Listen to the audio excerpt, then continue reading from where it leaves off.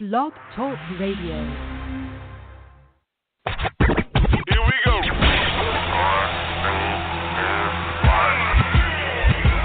Blast off. This is True Capitalist Radio.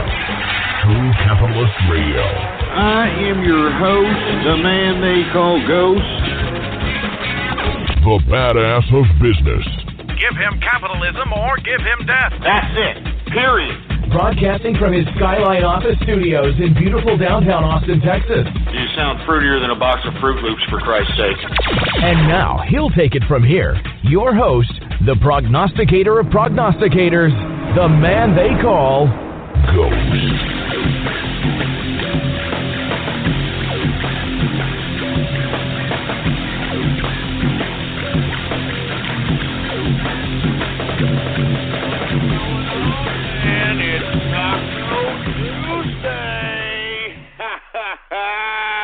What's going on, folks, and thank you for tuning in with me to another edition of the True Capitalist Radio broadcast.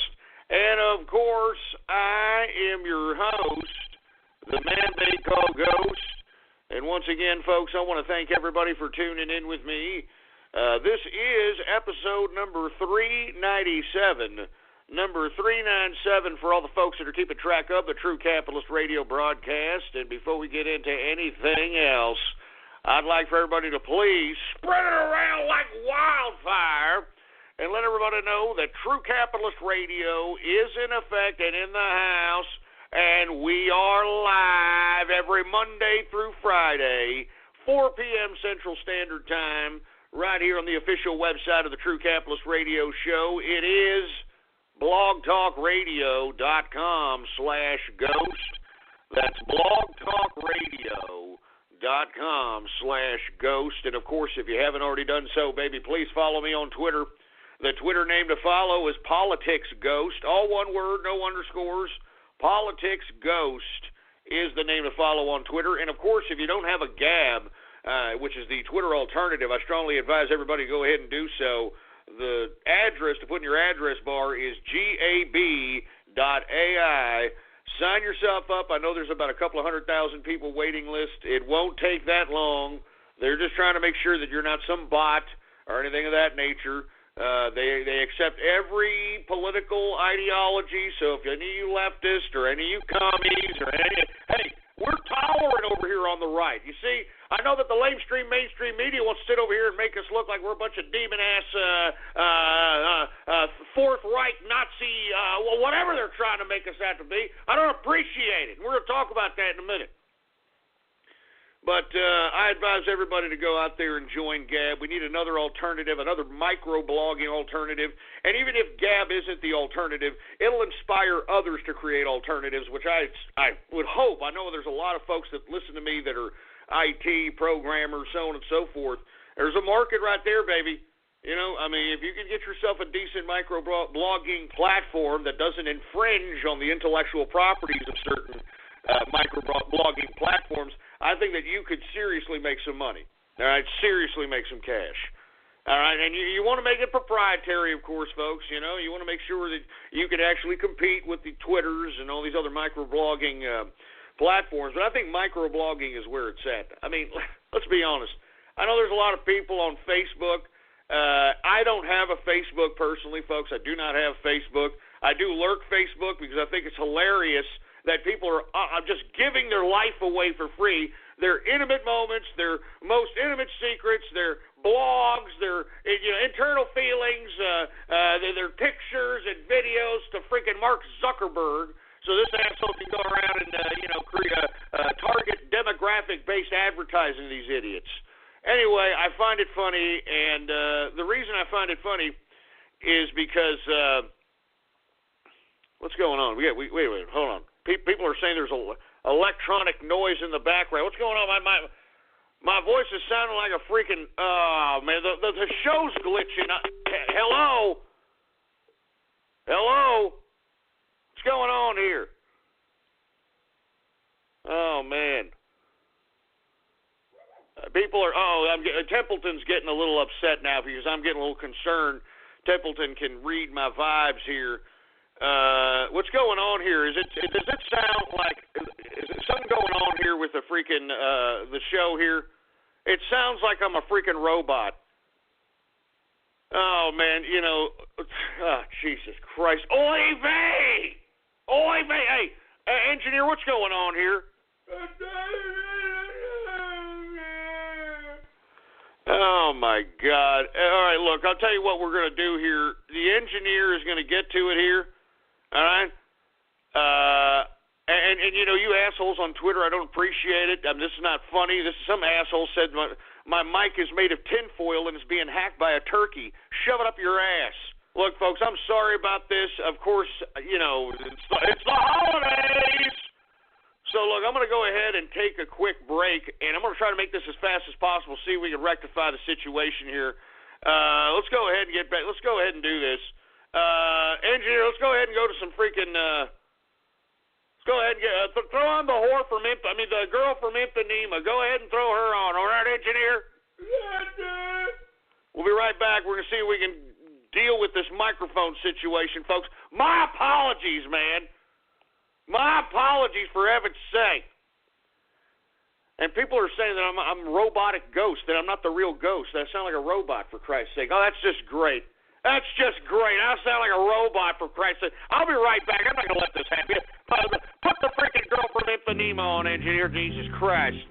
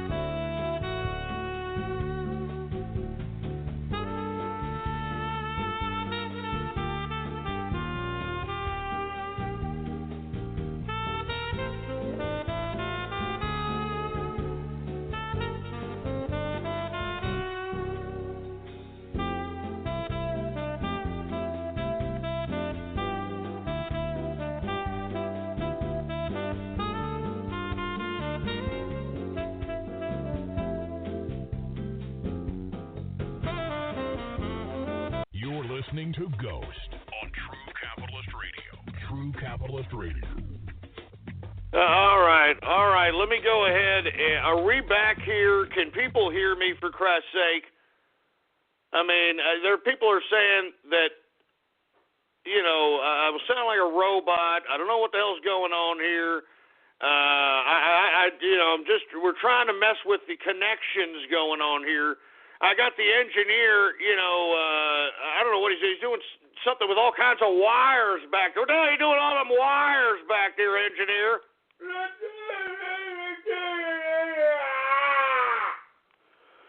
All right, well, I have no idea what the hell's going on.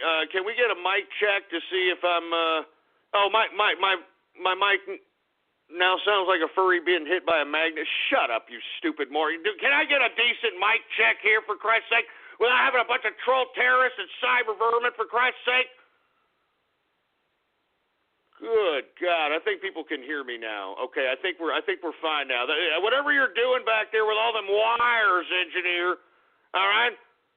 Whatever you're doing back there with all them wires, you're doing a good job, all right? All right, I think we're fine now. I hope that people say that I sound good now. Thank you very much for the folks that are on Twitter looking out for the show here. I'm telling you, folks, yours truly is still under surveillance. Remember, Obama, he's still in power until about January 20th here, right? I've been saying, we did a lot of damage, the capitalist army, we did a lot of damage during the old Trump train campaign, man, you know what I'm saying? So I'm glad that people are starting to able to hear me, but things get a little eerie when it comes to ghosts, doesn't it? Anyway, folks, look, I wanted to apologize for not showing up yesterday. this is a big week if you happen to have a brick-mortar business in the country. You got you have a Black Friday when everybody's got money in their pocket, and not only they got money in their pocket, they got money to spend. So you as a business owner, you want to go ahead and prep for that. You want to go ahead and try to tap into that market. You want to see if you can lure customers in. You want to be able to get them in, and once you get them in, you want to sell them. Because, you see, that's what most people don't understand. When you open up a brick-mortar business, people think that they're just going to open up the door and the damn customer's just supposed to come in and just spend their money with you. That is the biggest failure of brick-mortar business, period. I'll tell you that right now, all right?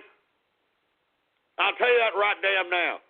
The biggest problem is that people think that because they have enough money and enough resources to open up a business, and they open it up, and they don't have a sales strategy or sales people or a sales floor or a mechanism of obtaining sales, and they just expect the consumer to come in and just give them their money. That's not how business works, baby. Business is like this. This is how I look at business. I think I've said this several times. Everybody out here is walking around with money in their pocket, okay? I mean, if it isn't money, it is it's credit cards, it's something to that capacity.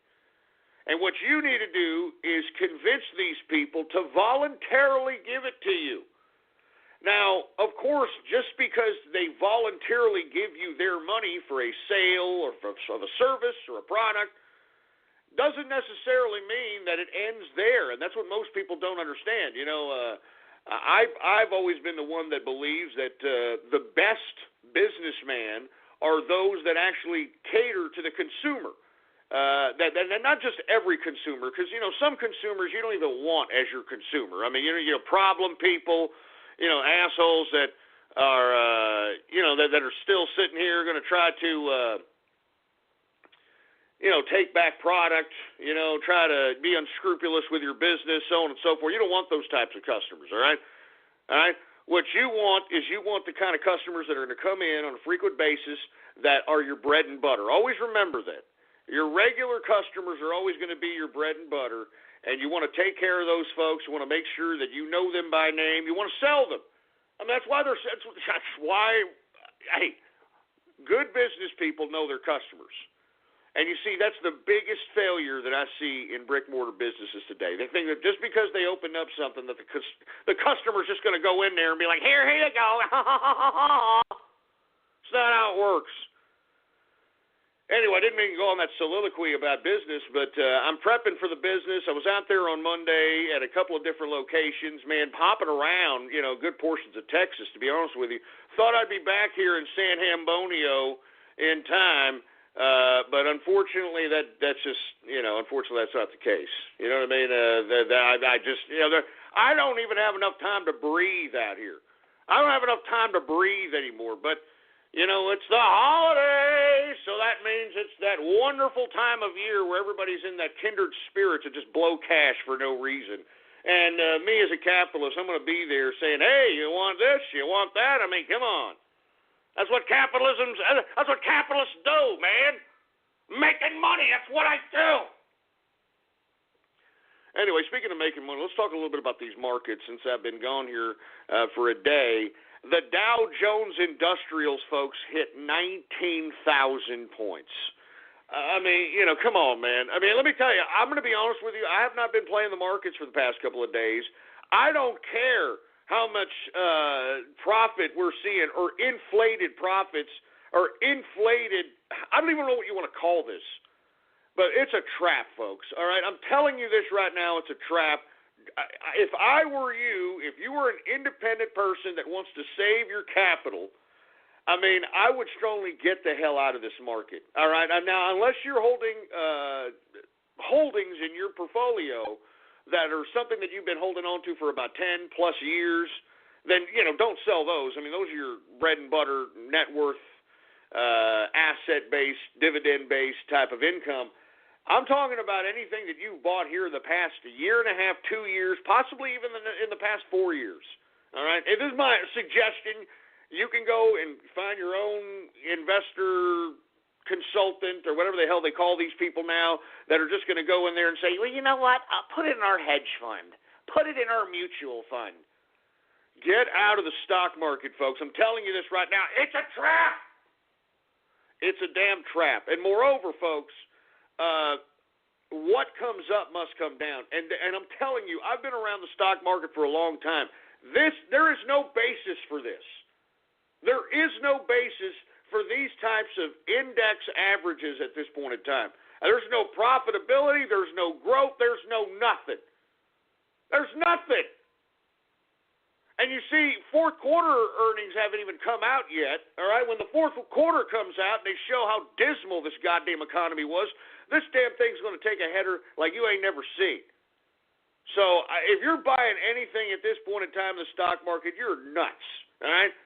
And moreover, folks, I have some bad news for the folks that partake in pattern trading in stocktrade.com. Cold weather is here, so stay warm with the most thoughtful sale of the year. Now through Monday, you can get up to $175 off the Nest Learning Thermostat. It learns your schedule and the temperature you like, so it keeps you comfortable when you're home and turns itself down when you're gone, which means it can help you save energy all year long. Get it at the Home Depot now and save on the Nest Learning Thermostat while you still can. Now less is more cozy. Get $50 off now and up to $125 back from Southern California Edison. Limit 1. Terms apply for eligible utility customers. Or use stocktrade.com. Unfortunately, folks, they got hit up with with a letter from the SEC and the Federal Reserve stating that no, you can't bypass the pattern trading rules just because you're trading on your supposed own platform. All right, alternative trading. No, that's not how it works.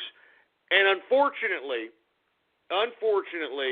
people that don't have, and unfortunately, folks, because people have gotten this use stock trade letter, it's not necessarily the federal government now that is prohibiting the pattern trading of folks that have less than $20,000 in their brokerage account. It's the Federal Reserve doing this. It's the Federal Reserve that's prohibiting everyday Americans from partaking in gaining liquidity in this market. And I think it's a goddamn shame. I think it's disgusting. I can't believe that we've got a freaking Federal Reserve, and not to mention these assholes in Washington that aren't doing a goddamn thing about it. Why aren't they just scrapping this law from existence? Why can't everyday American people that got $500, $1,000, whatever they can put into the market, why can't they use that to pattern trade? Why is there a law against this? It's not fair.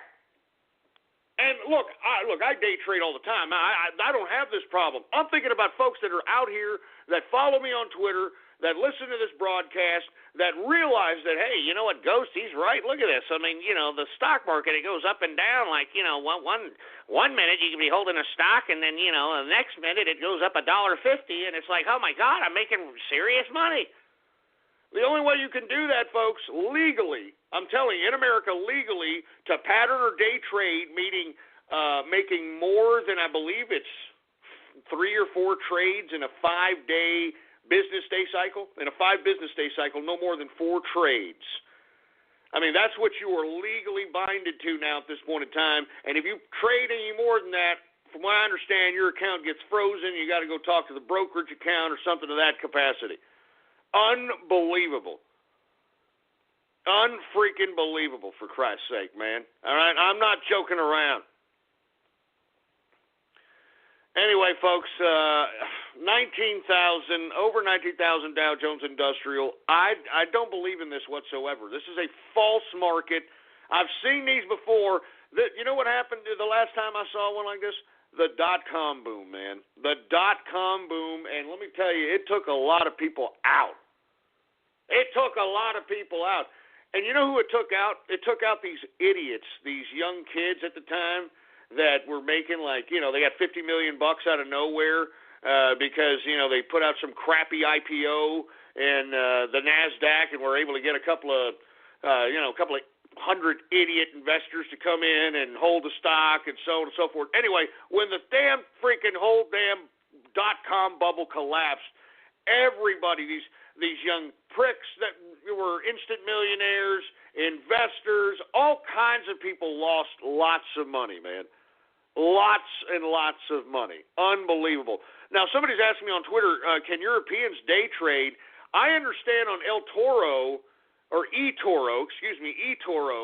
that you can do this, and there are other type of alternative trade systems in Europe that allow this, and it's not as stringent now, or at least here in the States. In the States, you have to have $20,000 in a brokerage account to pattern or day trade, which I think is disgusting. I think it's unbelievable, and why the average American person can't partake in day trading or pattern trading is it's sad. It's sad, man. And then we wonder why Wall Street has the advantage on Main Street. You know what I mean? And then we wonder why Wall Street has the advantage on Main Street. What a joke.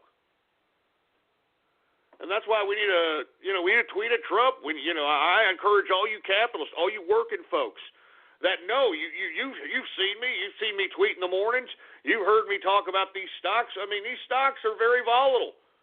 All right, you could get in on this stock on a dip. You could cash out on a wave, and you can literally make about $150, $200 plus a day on freaking riding waves in the volatile market, for Christ's sake. But the only way you could do that is you could pattern trade. If you could buy a share and then hold it for about 10 or 15 minutes and then get out. But you can't do that unless you have $20,000 in your brokerage account. And if you don't, you're doing it illegally, and your brokerage account will be frozen. It's disgusting. This law needs to be lifted. And from what I understand, according to the folks that are on stock trade, it's the goddamn Federal Reserve. Screw you, Yellen and Bernanke.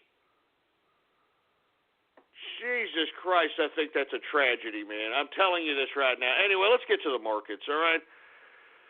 Dow Jones Industrials up 67.18 points on the day, closing out the Dow at 0.35% increase on the day, a percentage increase of 0.35% increase on the day, closing out the Dow at 19,023.87 points for the Dow Jones Industrial. I'm telling you, this is a trap. And if you're profiting, if you bought, like, let's say, when I first started True Capitalist Radio, and, you're sitting on, a lot of these shares that, I was suggesting to buy in when the Dow was 9,000 points, well, I would reevaluate whether or not you should keep or sell those. Because at this point in time, the next crash, it could readjust the pricing to or close to the value in which you got it in 2009. So, I mean, you got to look at the tax benefits. You got to look at a whole bunch of different factors on whether or not you want to dump things that you've been holding on to for a long term, so that you can, maybe cash out. When the crash happens, you can go right back into the same share, utilizing the profits that you had on the sell to rebuy even more quantities of shares on the buyback when the damn thing crashes. So, a lot of strategies, a lot of things you can do. That's what makes every individual decision that much important as a capitalist. That's why decision-making is everything as a capitalist.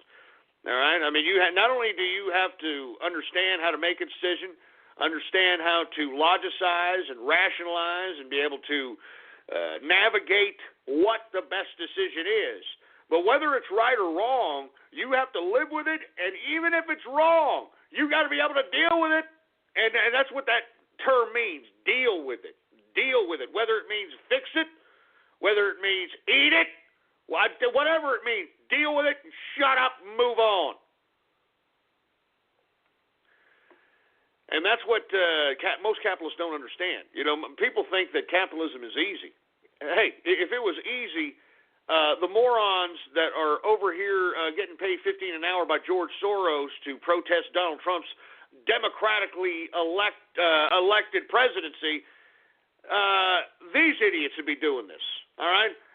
These leftist morons that are nothing but useless, ridiculous zombie morons, they'd be doing this. If this was this easy, everybody'd be doing it. It'd be communism if everybody could do it. Not everybody could do it, folks. And, you know, the beautiful part about capitalism is that that doesn't mean just because you can't do it doesn't mean that there aren't certain levels of comfort within capitalism. Not everybody has to be a huge, rich guy. I mean, hell, I hope that you know at this point in time, folks, that being a wealthy person, being a very rich person, doesn't mean that you are going to live a life of comfort. It doesn't mean that, you know, you're going to, you know, have a very relaxed or fun life. The more money you have, the more problems you have to deal with, and not just financially, but family, personal, friendship, business relationships, so on and so forth. All right, and the more money you have, and the more businesses and business relationships and employees, and you know, the more you have, the more problems you have. So just because when you see somebody with a lot of money and think, oh, man, I want that person's life, he probably has a great life. You don't know that. This person's probably working his ass off or her ass off 15, 20 hours a day, probably living on 3 hours sleep. All right? And that's what you as an individual need to understand where your role is in your life, your perspective. Now, do you want to be the person that just wants to have a secure job?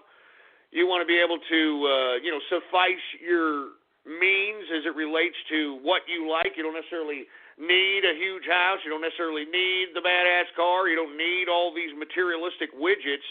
You just want to make sure that you have a roof over your head. You want to make sure that you're clothed and are properly nourished. Well, then, you know, that right there is not hard.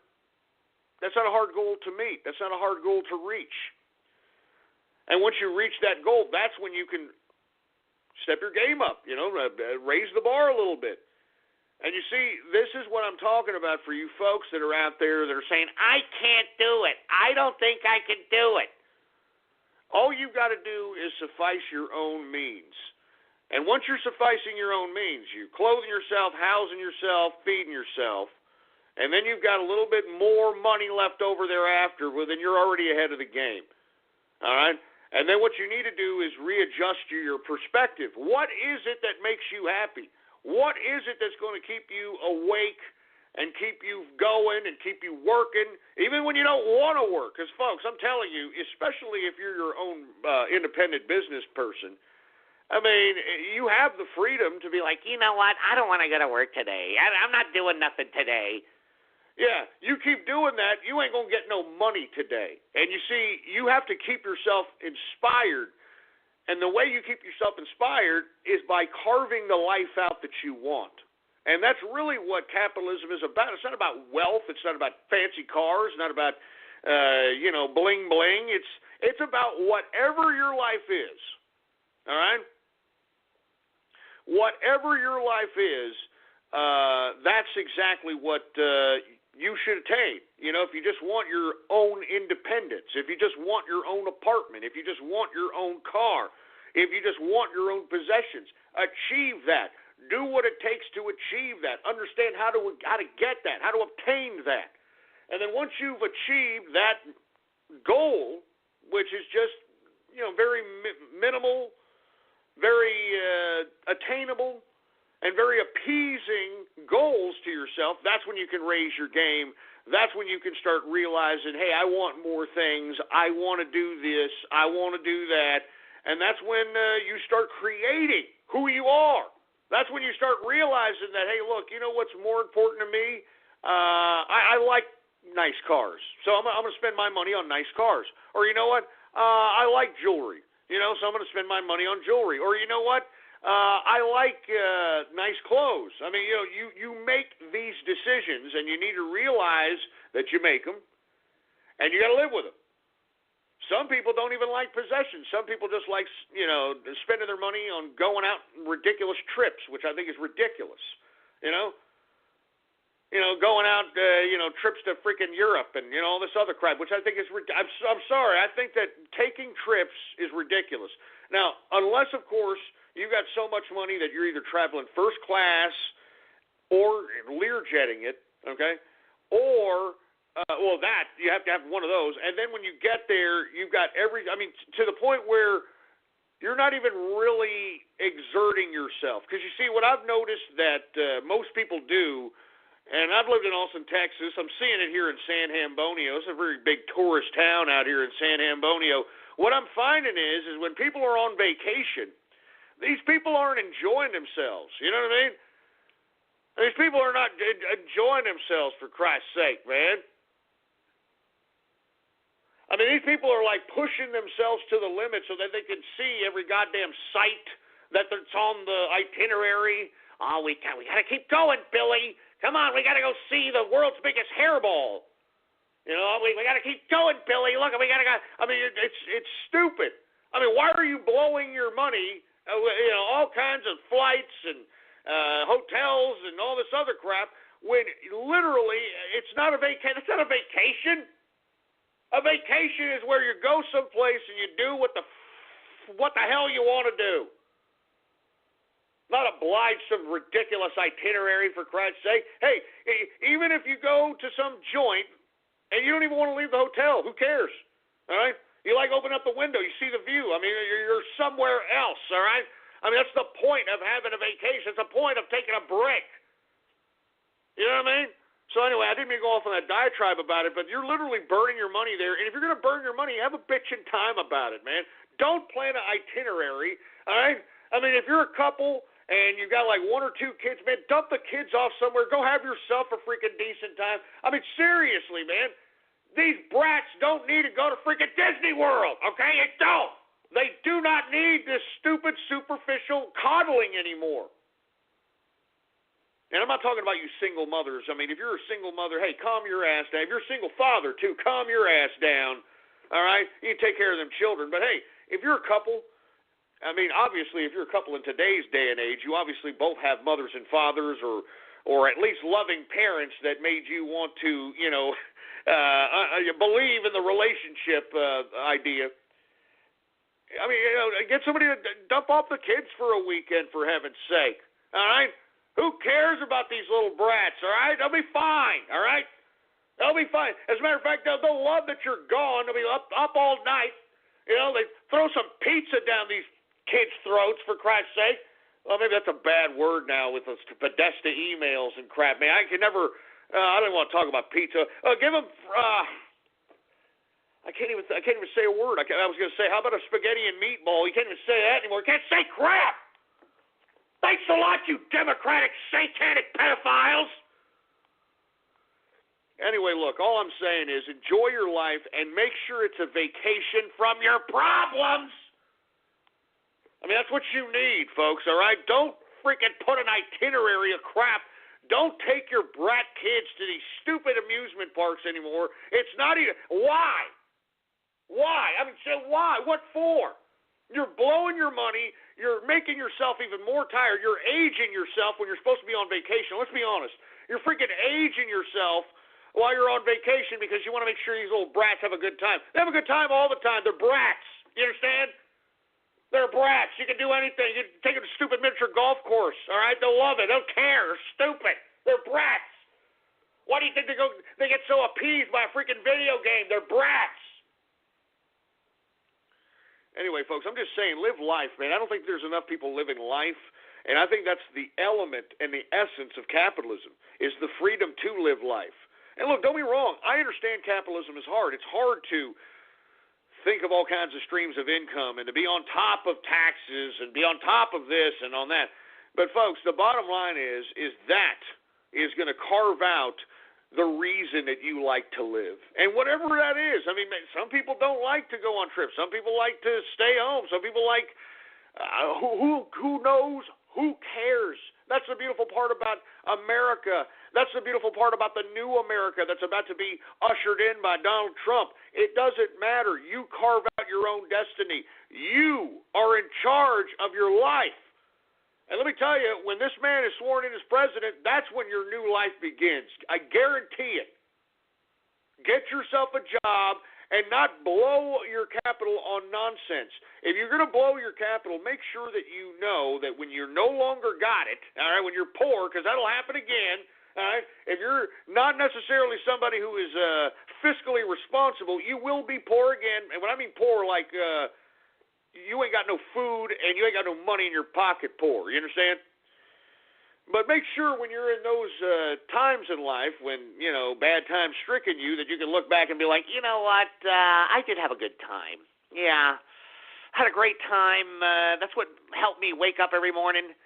Yeah, that's what I'm talking about. Yeah, even though I'm starving here, even though I'm sitting here, about to be evicted from my place, have no light, but, I had a great freaking time. I enjoyed every minute of it. I mean, that's really all it's about, folks. All right? I mean, that's why you work. That's why you get up every day. That's why you make money. That's why you get a paycheck. You want to do what you want to do. You know what I mean? You want to do what you want to do. Anyway, let me get through these markets, folks. As a matter of fact, I don't want to go through them too much. There's a lot of things I want to discuss here. I want to take your calls, as a matter of fact. It's Thanksgiving Taco Tuesday, baby. Thanksgiving week Taco Tuesday, for Christ's sake, man. As a matter of fact, me and the wife, we went out shopping today for the fixins, and we got ourselves like a 20-pounder. You know what I mean? Because I like turkey. I want turkey sandwiches, turkey burgers and turkey this. I want a lot of leftovers going on. I like turkey. All right. I don't eat it very much, all right? And not to mention the chemical that it has in it. It's a natural relaxant, natural sleep enhancer for all you folks that don't understand why every time you eat a whole crap load of turkey you want to crash out. There's a chemical in there that, does that. So I like turkey. It's a pretty good food high, to say the least, all right? Anyway, we're going to have some family over, and unfortunately, I don't like doing this. I only do this for the wife, folks. I really don't want any of these people around me. I don't like it's not that I don't like the family, all right? I don't wish any ill will on the family. Don't get me wrong. But, folks, I'm going to be honest. I don't like hearing about people's problems. I don't care if they're my family. I don't care. And you want to know why I'm so cold and callous as it relates to that? It's because what did record executives used to say to artists like back in the 90s, when they would go to like freaking Capitol Records and they'd be like, hey, dude, you got to hear my record, dude. Here, Mr. Executive, dude, here, check it out. The executive will look at the artist and say, I can't take that. That's unsolicited material, and I can't do it. Unsolicited material. Unsolicited. So anyway, what I'm getting to is that, instead of unsolicited nonsense, solicit. Anyway, I don't know where I'm getting at with it. Anyway, I'm just tired of what.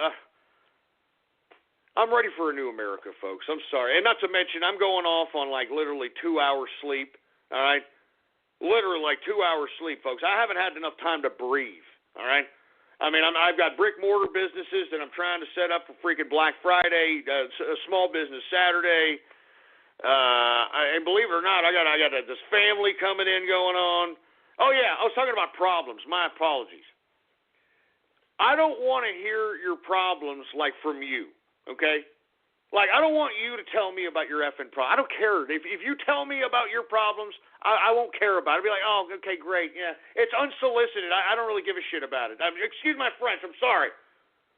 But if I hear about some problems from, like, a third or fourth party, and I hear about it, and it's like, oh wow, geez, really? I didn't know about that. And then on the internet, you could find out about everybody's life, for Christ's sake. You do some background information, you're like, oh man, this person is in some bad times, and then you see that person, and they don't say a goddamn thing about it. They don't say nothing about their bad times or nothing. They're just like, hey man, it's good to see you, Ghost. How you doing, man? It's good to see you. And they don't say nothing. Then I'll be like, you know what, here. Well, here's $1,000, man. Here, you fix yourself up or so. I'll do that. All right, I'll do that. I don't want to hear your effing problems. Seriously, do not. I don't care who you are. I don't care if you're my family. I don't care who you are. I don't want to hear about your effing problems. I don't care. And the reason I'm so callous, folks, I'm sorry, is because nobody gave a crap about my problems. I'm going to be honest with you, all right? Let me be honest with you. And look, I don't hate my family for, I don't think they were cold. It's just the way they are. I mean, back then, they had a different perspective. They didn't coddle their children, which is probably to my benefit, to be honest with you. All right? I mean, right when I was 18, pretty much Mom and Dad said, all right, get the hell out of here. Go do welcome to the world, son. Go out there. Make something good of yourself, boy. And, I had to deal with life as it came. Mommy and Daddy, I couldn't go to them. They weren't going to bail me out for jack. All right? I didn't have some Mommy and Daddy college fund like, hey, Billy, here you go. We got a college fund for you, Billy. Although I was lucky enough to be brought up in a time where you could get yourself a job. And literally, I'm not joking around. You get yourself a job and literally work, I wouldn't say part-time, but not full-time. You could have yourself some crappy apartment. You could get yourself a crappy car and literally still pay for college. I'm not joking. I'm not kidding around. No student loan. No. I mean, you were hopping, though. I mean, you were working and crap, but you're young. Who cares? You know what I mean? That's the way it is. So I was lucky with that. I had that economic opportunity, unlike what's, the opportunity that's accorded right now to a lot of these young people. But let's be honest. There's a lot of jobs out here, all right? Young people, and especially young folks, all right? I mean, aside from you going out and working, you should be working 50, 60 hours a week, all right, if you could get hourly wages from it. Now, that's very hard to do thanks to Obamacare, but that's what you should be doing. I mean, don't waste your youth. All right, go out there, work your ass off. I mean, you're never going to be able to have that type of energy, vigor, that kind of strength again. So use and abuse it, for heaven's sake. You know what I mean? At Nissan, our lineup is taking the Galaxy by storm. And right now, you can save big during Nissan's Go Rogue year-end event. Shop your local Nissan store and choose Nissan.com today for great offers. See Rogue One in theaters December 16th. Take on any Galaxy. Anyway, for Christ's sake. And so somebody just said, hey, you like hearing people's problems, yet you're telling us your problems. I'm not, what problem am I telling you? I'm not telling you my problems, you stupid idiot. And not to mention, what's with this fat ass that you got in the goddamn, never mind. It's always the fat asses that always have to have a good smart ass remark. Well, you just said that you don't like hearing people's problems. How about putting the fork down? All right, how about that? Huh? I bet you're like Boogie, from that YouTube. I bet you're like that. Like, oh man, I'm a diabetic mess. I'm about to lose my foot now. But this is good pizza. I mean, just. I need a drink after this crap. Give me a drink, for Christ's sake, man. As a matter of fact, I think it's about time to get some beer. I've been drinking a little bit too much scotch as of late. I've been delving around in different scotches. I didn't want to promote anymore. And the reason people are asking me, well, just to clarify, people are asking me why I'm no longer Johnny Walker Blue Label. Oh yeah. Why I'm not doing that anymore. Folks, that company came out publicly pro-migrant crisis. Pro-migrant crisis, folks. So I'm not doing that. I'm not promoting that. No way. All right? The migrant crisis is destroying Europe. And look, even though a lot of Europe is cucking to the migration crisis, I still have compassion to those people. Hey, I don't hear the Germans saying, America, we need help. We got to watch Jehudi, and we need help. Well, I don't hear that. I don't hear, the French frogs going, oh, I don't, we need help. We got Jehudi, robbing my croissant. They're robbing my croissant and hurting my croissant. You don't hear. I mean, I'm just saying. So I'm a little compassionate to my European mates out there that are literally getting bombarded with wild Jehudis thanks to their socialist government. But hey, let this be a lesson to you damn Europeans. Don't ever trust socialism again. Don't ever trust a collective political model again. Jesus Christ. You know what? I don't even want to go through the markets, for Christ. I'm not even, look, I think this is an inflated market. I'm not touching this. I wouldn't be surprised if this damn thing crashes, and I'm talking crashes either right before Christmas or after Christmas. All right? Anyway, let me go ahead and get some more beer for the Taco Tuesday, baby. Let's go ahead and do that, huh? Oh, yeah. That's what I'm talking about, man, all right? And let me tell you, I haven't even had enough time to take a drink. I'm not joking around, man. I've been sober for a little bit here. And when I mean sober, I mean I'm not a freaking sloppy-ass drunk until it's like late night. And then when it's late night, nobody cares. I mean, as long as you're in your own home, who gives a crap? You know what I mean? But the bottom line is that the market is going to crash, folks.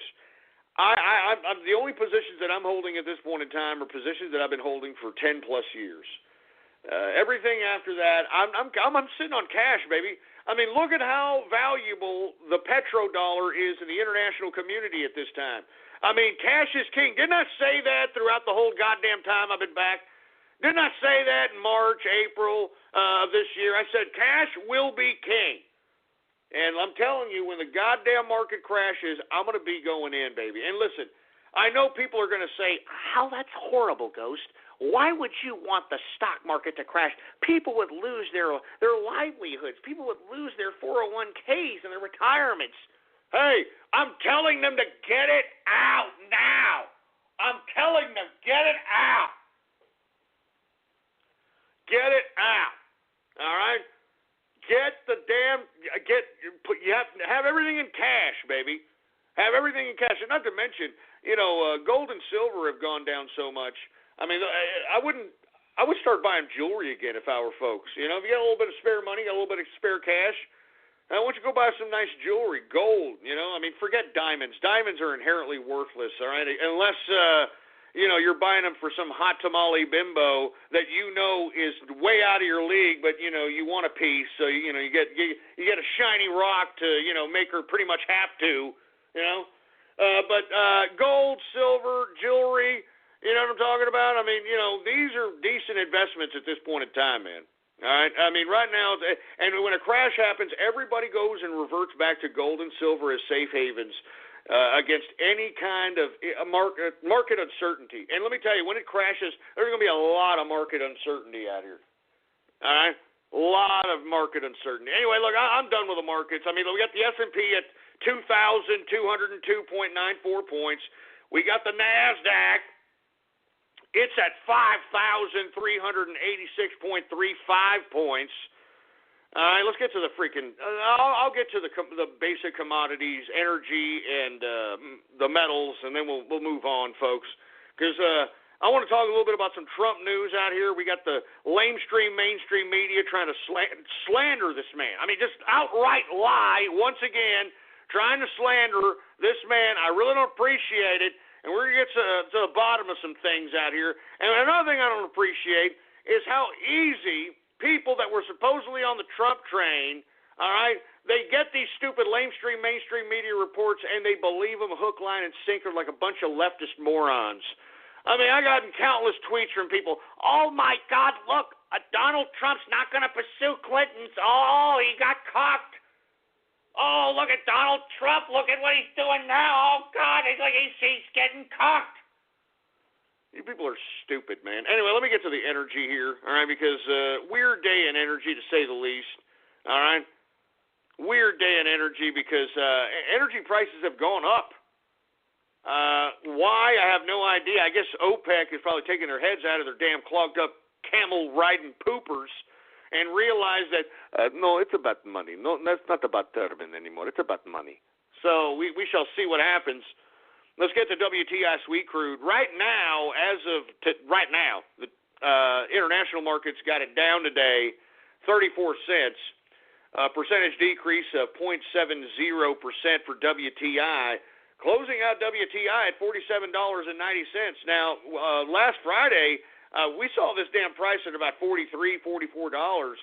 So we've seen some increases in WTI, which means that the lowering of gas prices that we've been coming to equip to seeing are going to go right back up here right before the damn holidays. So hallelujah, hallelujah. Thanks a lot there, Arabs. We appreciate it, brah.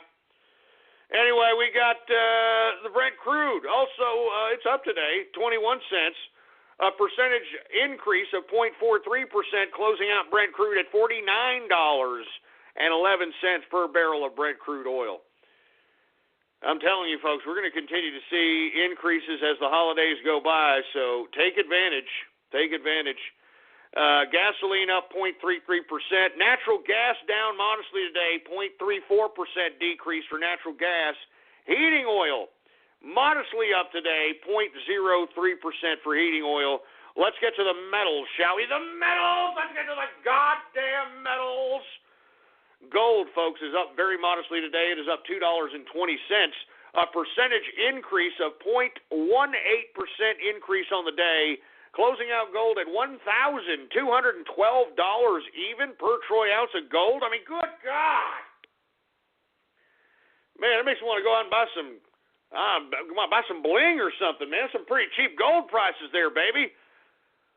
I'm not joking around. That's what I'm talking about.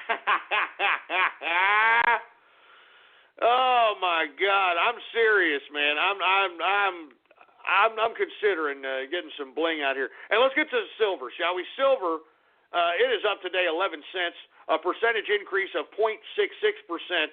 Closing out silver at $16.73 per troy ounce of silver. And that, my friends, is the markets for right now, folks. I mean, it's the holiday season. I wouldn't advise anybody to be holding anything that you buy this week over the holiday season. Anything could happen.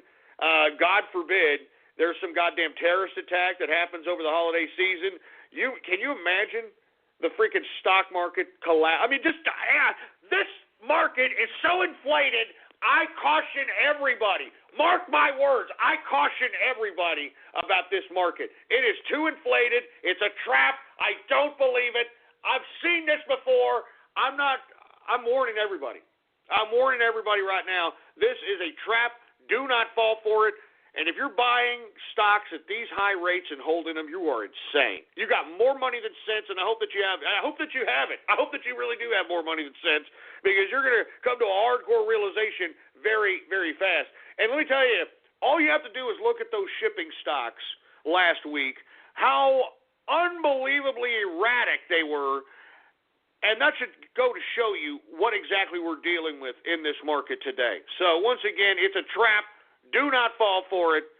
That's all there is to it. Anyway, let's get to the Twitter shout-outs, shall we, folks?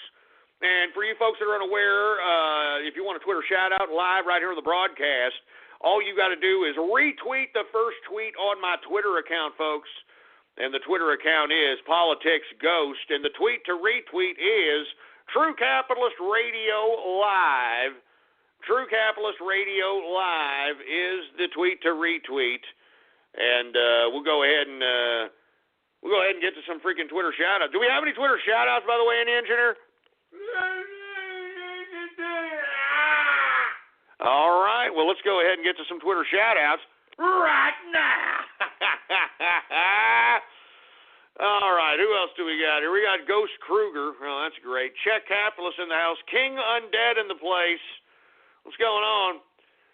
Turkey for the Alamo. What the hell does that mean, Turkey for the Alamo, for Christ's sake? Hey, as a matter of fact, this is the first time I've seen this. I knew they had this here in San Antonio. I had no idea. I've never been around to see it firsthand. There's something called the Jimenez dinner. And let me tell you something about this man, Jimenez. He was a good man. I'm not a guy who made a lot of money out here in San Antonio, gave back by providing an Thanksgiving for the homeless and for the elderly, like the elderly, like I had no family, that had nobody.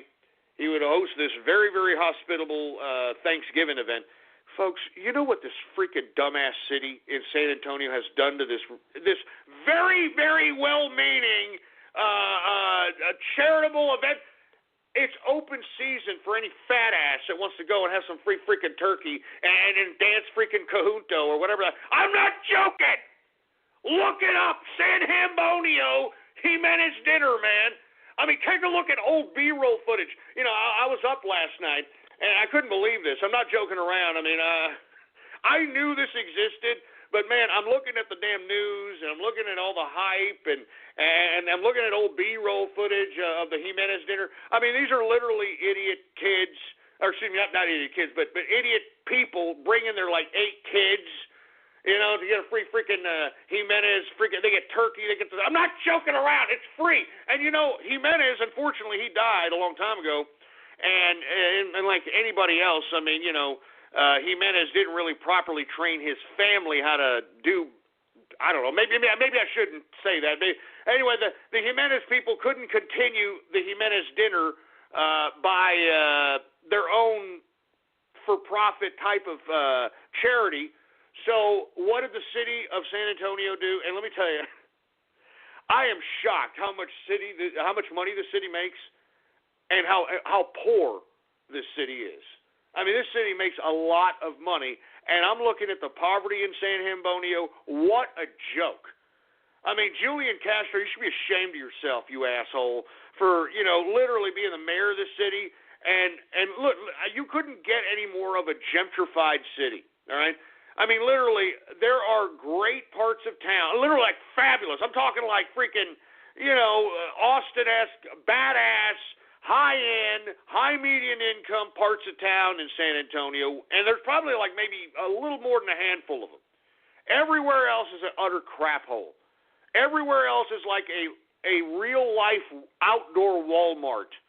And you know how Walmart people are, folks. I'll tell you that right damn now. I mean, give me a damn break, all right? Give me a damn break. Anyway, folks, my apologies. Let me continue with the Twitter shout-outs, all right? We got Rap Battle RTX 17 Ghost. What the hell does that mean? We got Bad Mem X86 in the house. What's going on to Christopher 1? We got Squire Stocks in the house. What's going on? Who else do we have here? We got Craig Lane. We've got Baxter Chan in the place. We got wife's autograph. No, Jesus Christ. Here they are. My wife's autograph, for Christ's sake. Look, I've talked to my wife about it, all right? And, I'm going to have a show tomorrow. And believe it or not, I'm going to have a show on Thanksgiving as well, all right? And let me tell you, I just don't like the fact that some of you sick perverts out there, look, some of you guys are real sick-ass perverts, all right, are going to have my wife's autograph. She's really going to sign this, all right? Mrs. Ghost is really going to sign this. And I'm just a little uncomfortable by some of you sick, twisted, demented, perverted freaks having my wife's autograph. And secondly, folks, I'm a little apprehensive on putting it up for sale because I'm telling you, I know you trolls. I know you. I know you idiots are going to try to buy out my wife's autograph and try to make me feel less of a man on my own goddamn show. And that's another reason why I'm a little hesitant on doing this. So, I mean, we'll see tomorrow, all right? We'll see tomorrow. Anyway, we got somebody named DJ Boyfriends. Okay, that's great. Oh, this guy's, he's a gay DJ. Well, more power to you, man. I hope you're, wanting to make America great again, man. We got Charm Tooth. What's going on to Charm Tooth? We got Salad Capital, NRJ Commando. What's going on? We got Ghost is Peter Griffith. Oh, Jesus Christ. Hey, I'm not Peter. We got Veta Forum Wars in the house. Green Bio. Wife's autograph win. Stop with the wife's autograph already, all right? Wait, maybe tomorrow. Maybe tomorrow. Anyway, we got Red Lake Capitalist, whatever the hell that means. Sergeant Yoda. I bullied Ghost's son. Oh, yeah? I doubt it, boy. I doubt it. Let me tell you something right now. My son didn't get bullied too much. All right, I'll tell you that right now. When he did, I slapped him around. He went sure go over there, take it out on the boy that was bullying him. You understand that, boy? Damn right.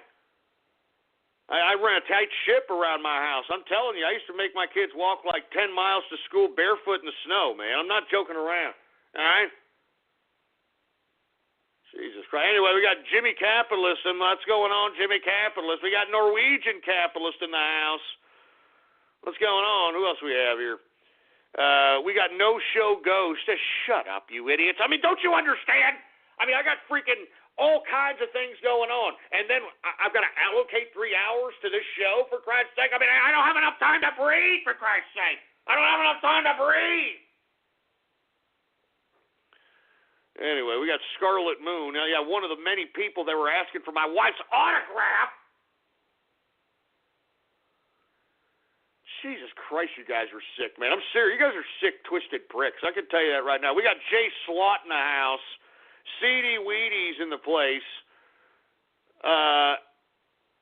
What the hell? Atlantis first, Japan next. Oh, man, come on. Why would you say that? Why in the hell would you say something like that, you sick prick? Anyway, we got Axel Hazelnut in the house. We got Didn't Do One, SAPD0. Oh, man. No, come on, man. Come on. Come on, for Christ's sake, man. Didn't Do's One, SAPD0. Let me tell you something. Give me the mic. Give me Let me tell you something, all right? First and foremost, all right? I don't know what the hell. That's another thing about San Hambonio, man. There's a lot of freak shows going on out here, man. A lot of killing going on. I mean, it did not surprise me that an SAPD officer was blown away writing a ticket. I'm telling you, all right, this is not a very safe city. I'm sorry, all right? And look, if I'm going to hurt the tourism of this city, you know what? Tough titty. This is not a safe city, folks. This is a dangerous city. I'm glad that I carry at least 2 firearms on me at all times. All right? I'm not going to be. I'm going to be honest with you. I've had to brandish it one time to some idiot that just wouldn't go away asking me for freaking money. All right? I'm telling you, these guys that come up there, hey man, come on man, can I borrow like $1, $2, baby? No, I don't have any money, sir. I don't. No, come on, man. Look at that, man. You got a watch on right there, baby. That's a nice watch. Come on, man. You know what I'm saying, man? Look, look, get away from me. You're accosting me. Get away from me. Man, come on, man. You don't care about the people, baby. Man, I literally had to, do one of those Ice Cube moves like in Boys in the Hood. You remember when Ice Cube confronts the Blood Gang? When they were out there in Crenshaw, showing off their lowriders, which is obviously, ripped off from the Mexicans, which the blacks don't want to acknowledge. But do you remember when, Ice Cube lifted up his shirt and showed a piece? That's what I did to this vagrant. And he was like, oh, but man, why you gotta show me that, man? I'm sorry. It's cool, baby. It's cool, man. You're goddamn right it's cool, man. I'm telling you, if he would have touched me, I would have shot him in his kneecap. I'm serious. I'm not kidding around. If he would have I'm not joking around. If he would have touched me, that would have legally been assault, and I would have shot him in his kneecap. And I would have waited for the cops, all right? I'm a taxpayer. This guy's a vagrant, for Christ's sake. Who the hell think they're going to believe, for Christ's sake, man? This guy accosted me. I was waiting for him to goddamn touch me. He didn't touch me, luckily. He didn't touch me, man. I mean, the last thing I need is freaking, this idiot touching me and him giving me tetanus or freaking, who the hell knows, the AIDS or whatever. Who the hell knows, for Christ's sake? Anyway, we got Prince in the house. What's going on? Who else do we have here? We got Ghost abuses his son. Shut up. I don't abuse my son, boy. My son's a real man now. He ain't one of these little feminine-sounding, physical attribute fruit bowls that are walking around out here, right? Anyway, we got Exora Hawks in the house. As a matter of fact, we are well into the second hour of the True Capitalist radio broadcast. And, of course, I am your host, the man they call Ghost. And once again, folks, I want to thank everybody for tuning in with me. If you haven't already done so, please follow me on Twitter, folks. Politics Ghost is the name to follow. Politics Ghost. And, of course, bookmark or add to your favorites the official website of the True Capitalist Radio Show. It is blogtalkradio.com/ghost. That's blogtalkradio.com/ghost. /ghost. Anyway, let's take a couple of more Twitter shout-outs, and let's move on with the broadcast. I definitely want to take some calls here. I want to hear from the people. And I definitely want to hear from some of these left-wing, long-haired, bedwetting hippies, social justice warrior, fruit bowl, triggered, crybaby, having to get a coloring book to, kind of bring themselves out of the hysteria from the Trump presidency, so on and so forth. I'd like for some of you to call in. All right, boy? Get out of your damn safe space and give me a call right now. All right? Now, the new number, I didn't get the memo, but I guess the new number is 563-999-3791, all right? 563-999-3791. I did not get the memo that this changed, but once again, what else is new, all right? Anyway, we got 727 caller in the place. We got Free Zorg in the house. What's going on, Free Zorg? Mrs. Ghost of MILF. You son of a... You shut up your ass! You shut up your goddamn ass! You see? This is what I'm talking about. This is what the hell I'm talking about. Sick-ass perverts. Sick-ass perverts wanting my wife's autograph. And to be honest with you, what are they going to do with it, honestly? I'm serious. I mean, what in their sick, twisted, demented minds do they have? You know what? I don't even want to know. I don't even want to know. You people are sick, and I don't appreciate you people doing this one. I just don't appreciate it whatsoever. All right? You should all be ashamed of yourselves, all right? You're going to ruin the sanctity of a man's home by sitting here doing that, and I don't appreciate it one bit, you goddamn troll terrorist and freaking cyber vermin. Jesus Christ, man. Give me the freaking mic. Give me the mic.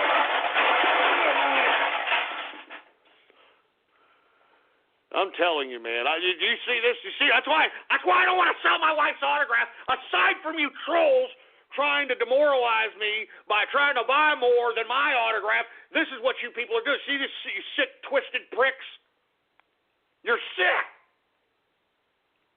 Anyway, Jesus Christ. We got Trump and capitalists in the house. What's going on, Trump? And we got Supa in the house. What's going on, a Metroid Junkie? Trump cosplay. No, man. No. A Trump cosplay? Are you kidding me? Anybody who does that should be punched in the face. Seriously, no, you're not doing this. Please don't. Seriously, do not do it. Please don't do this, man. This is a serious election. It's bad enough we got these leftist long hairs out here trying to undemocratize democracy over here. All right? And then you're going to sit over here and make us, the Trump train, look like a bunch of stupid, dumb, imbecilic, butt stalker butt monkeys by cosplaying freaking Trump, man. Get out of here, man.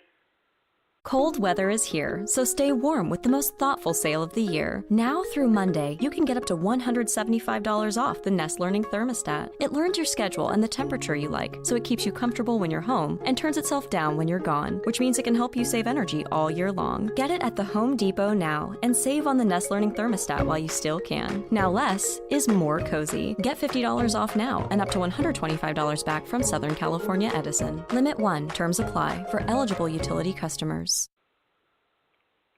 Oh, my God. We got big top capitalists in the house. What's going on to Dorito Burrito? We got metal capitalists in the house. What's going on? Oh, jeez. These people are getting sick with these freaking names, man. I can already see this. Give Ghost a medal. What the hell does that mean? Anyway, we got Alamo Bandit in the house. Or Amarillo Bandit, my bad. What's going on to Amarillo Bandit? How you doing, man? We've got weaponized Nexrad? Weaponized Nexrad. What the hell does that mean, you idiot? Ghost real estate? What the... No, I know what you're going with that ass crack. Shut up, all right? We got the Brody Network in the house. We've got... hey, what's going on to the distilling capitalists out there? What's going on, man? We got the Smiler. Who else do we have here, for Christ's sake? I'm not saying that disgusting name. You people are getting sick. I can tell you this right now. San Antonio Pig Roast. You know what? That's it. You people are sick.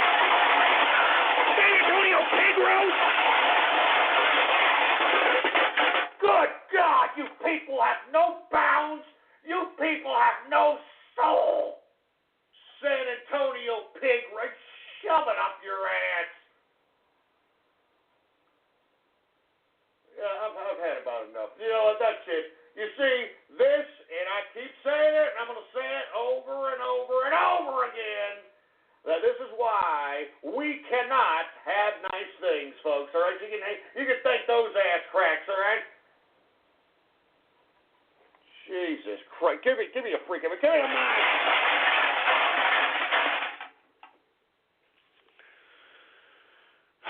I can't believe this. Oh my God! Oh my God! Look, this Trump cosplay is for real. Oh my God! Look at this stupid picture I'm about to retweet. No, you stupid nerds need to stop this. All right? No. Let me tell you, no. You understand? No. Absolutely not. Look at these dorks, man. Trump cosplay.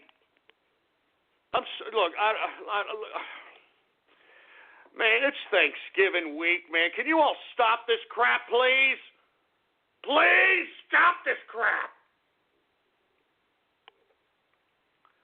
I just want to have a decent freaking broadcast for once. I mean, look, we didn't leave off very well last Friday, folks. All right, we didn't leave off very well last Friday, and I don't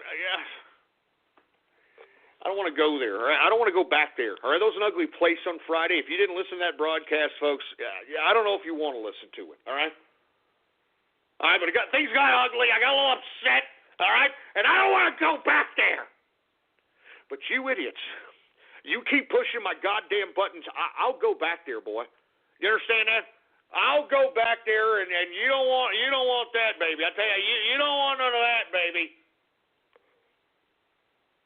You don't want none of that. And assholes, stop with the freaking pictures of dorks that are trying to cosplay Trump. I don't care. I think it's ridiculous. I think it's pathetic. I think it's stop. Please stop. Anyway, folks, my apologies, man. I mean, this is the world out here, folks. This is the goddamn world out here. I mean, we've got people out here that are just, I don't even know. I mean, after seeing Trump cosplay, I don't even know what to say. I need a drink after that. I mean, give me my drink, for Christ's sake. Good God.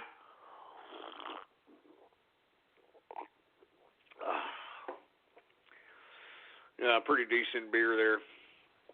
Anyway, folks, let's get to some Trump news, all right? I mean, I know we got a little discombobulated with these dumb, sick, troll, internet ass cracks that are going to sit over here. I'm telling you, these are the same people that whack off to tribal nudity on National Geographic. That's how sick and demented these people are, folks, okay? So anyway, look, let's get to some Trump news. Donald Trump is laying down... I mean, he's building this cabinet. He's building his cabinet. He's out here making America great again, folks. And let me tell you, I like Mad Dog Mattis. All right? I like Mad Dog Mattis, and I like him running the defense, the whole damn thing, the Secretary of Defense. We need somebody who's a killer out here, who's going to send our boys out there if we have to use them, to go out there and not fight a goddamn politically correct war. Go out there, kick ass, take names, and come home. Sick and tired of these freaking political correct wars out here, for Christ's sake. If we have to send our young boys to go out there, by God, don't tie their hands behind their back. I'm telling you, if you aren't familiar with General Mad Dog Mattis, by God, man, I'm telling you, this is pretty good news for America. And I'm telling you, that's why you have the international community bowing down to Trump right now, folks. You notice this? You got Russia wanting to open up full diplomatic relations, all right, restore full diplomatic relations once again. You got Rodrigo Duarte over there in the Philippines, piping down his stupid, dumbass four-letter rhetoric, all right? You had the president of Japan come and visit Trump at Trump Tower, for heaven's sake. All right, you got all kinds of different people trying to call Trump. They want to see what Trump's about. Let me tell you what this reminds me of. This reminds me of when Jimmy Carter was finally just unseated as president, and they voted in Ronald Reagan. And at that time, folks, Jimmy Carter was much like. It was much like the situation that you're seeing here with Barack Obama. Everybody in the world was bitching us around. You had Iran, all that crap, all of it, all right? But then when Ronald Reagan came into office, all of a sudden the world changed a little bit. They knew they couldn't muscle around America because they didn't have some leftist little stupid dumbass imbecile to push around because he's weak. They actually thought that, Ronald Reagan could be a little bit nuts, so they didn't want to tempt, the potential warlike capability of one Ronald Reagan, and that's when the international community piped down for a little bit. And that's exactly what I'm witnessing right before my eyes. It's if not worse. I think it's even better this time around because, we were at a point where, we were about to go into a nuclear confrontation with Russia for whatever reason. I have no idea. I still don't understand. You've got a horrible foreign policy in Barack Obama in which he and his CIA aided, funded, and trained Al-Qaeda, which ended up turning itself into ISIS, and destabilized the whole Middle East, which caused the migrant crisis, folks. The sooner you folks understand this, the better. That's what happened. That's why ISIS isn't a point of emphasis on the United States foreign policy under Obama because they created it. They used it as a proxy to destabilize the Middle East, to cause the migrant crisis, to implement globalism, folks. That's what the migrant crisis helped usher in the EU. They hoped that they would help solidify globalization. Why do you think Obama is on his farewell apology tour saying the word globalism, that we will not go back to a world before globalization? He is emphasizing the word globalism because this man was never for America, folks. Do you understand this? And not to mention, was this man not for it? At least a good 80 to 90% of the folks that have been elected to Washington are the same way, a bunch of globalist, treasonous scumbags. And that's why I'm saying, folks, what we are witnessing with Donald Trump, we're witnessing with him assembling his cabinet. We are witnessing a Making America Great cabinet to where America's first. We have bilateral trade agreements, all right, which I think is what we should have been doing the whole goddamn time instead of making these goddamn collective trade agreements, these multilateral trade agreements. Screw that crap. We have bilateral trade agreements with every goddamn country. That's all there is to it. And we make sure that it's fair. You see, China is the only goddamn country that's still acting a little belligerent out here. And I really don't appreciate that, China, all right? We created you, all right? Your ghost cities, your industrialization, your big metropolises that you have, Shanghai, Beijing, we created that, all right? We got $550 billion plus going to China every year in America consumer goods. Do you understand that? 550 billion with a B. 550 billion a year of American hard-earned dollars goes to China because we buy their goddamn products, folks. We're the ones that are building their country. We're the ones building their cities, for Christ's sake.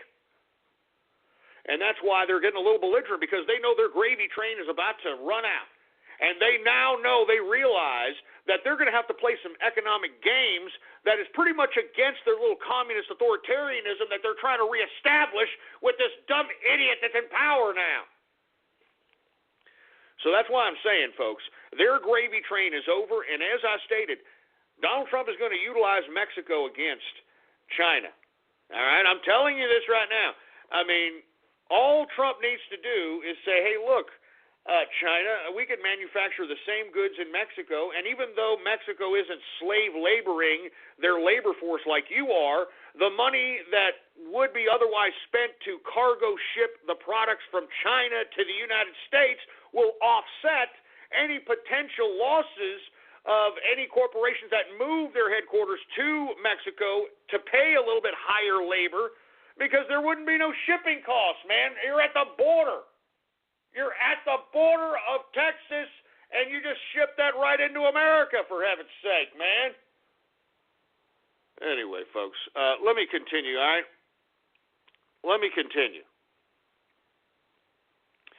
I think that what Trump is doing is assembling a cabinet that is literally going to implement hardcore strategies within the first 100 to 200 days. I think that we're going to see a whole new America as soon as Donald Trump is elected president. He actually put out a video here recently, folks, outlining his different executive actions that he is going to implement on day one. On day one. And let me tell you something.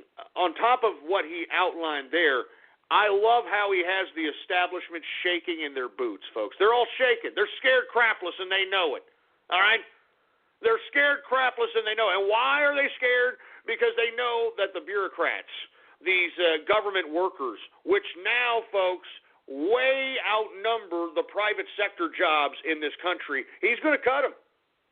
He's going to cut them, and on top of him cutting federal bureaucratic waste and these bureaucratic salaries and these bureaucratic retirements and all this other nonsense, he's going to reestablish rules to these bureaucrats.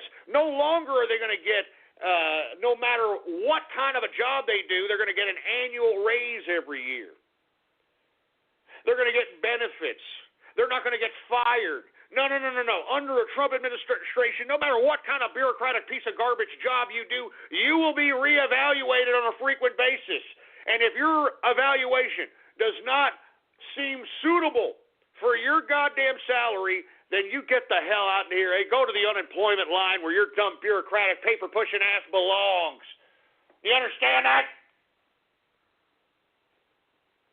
Sick of this crap, man. I'm sick of this. I'm serious. I'm sick of it. Didn't I tell you? Didn't I say this for you folks that have been listening to me for a long time? Didn't I say that one day, we're going to see these bureaucrats on the unemployment line? Didn't I say that? And I said that will be a great day, a great goddamn day in American history when we see these government bureaucrats in the unemployment line, and they got to be held accountable for their dumbass paper-pushing ways, their ridiculous, mind-numbing, pathetic, menial jobs. They're now going to have to get themselves a skill. They're now going to have to start learning something. They're going to have to get out of the whole bureaucratic nonsense. And it's great. I can't wait for it. If you're a bureaucratic federal government worker, for Christ's sake, your days are numbered. I can't wait to see you scumbags in the unemployment line. I'm sorry. You know what I mean? I cannot stand bureaucrats. I can't stand them. I'm sorry. I can't stand them. They make me sick. They don't live in reality. They don't deal in the real world. These people think that they can just work for 30 or 40 years, get an annual raise no matter what kind of a garbage job they do, and then after about 30 or 40 years, they're taken care of for the rest of their lives. Let me tell you something, folks. I heard something that was very disheartening, okay? Now, I don't patronize social media or chat rooms or any kind of social interaction too often, all right?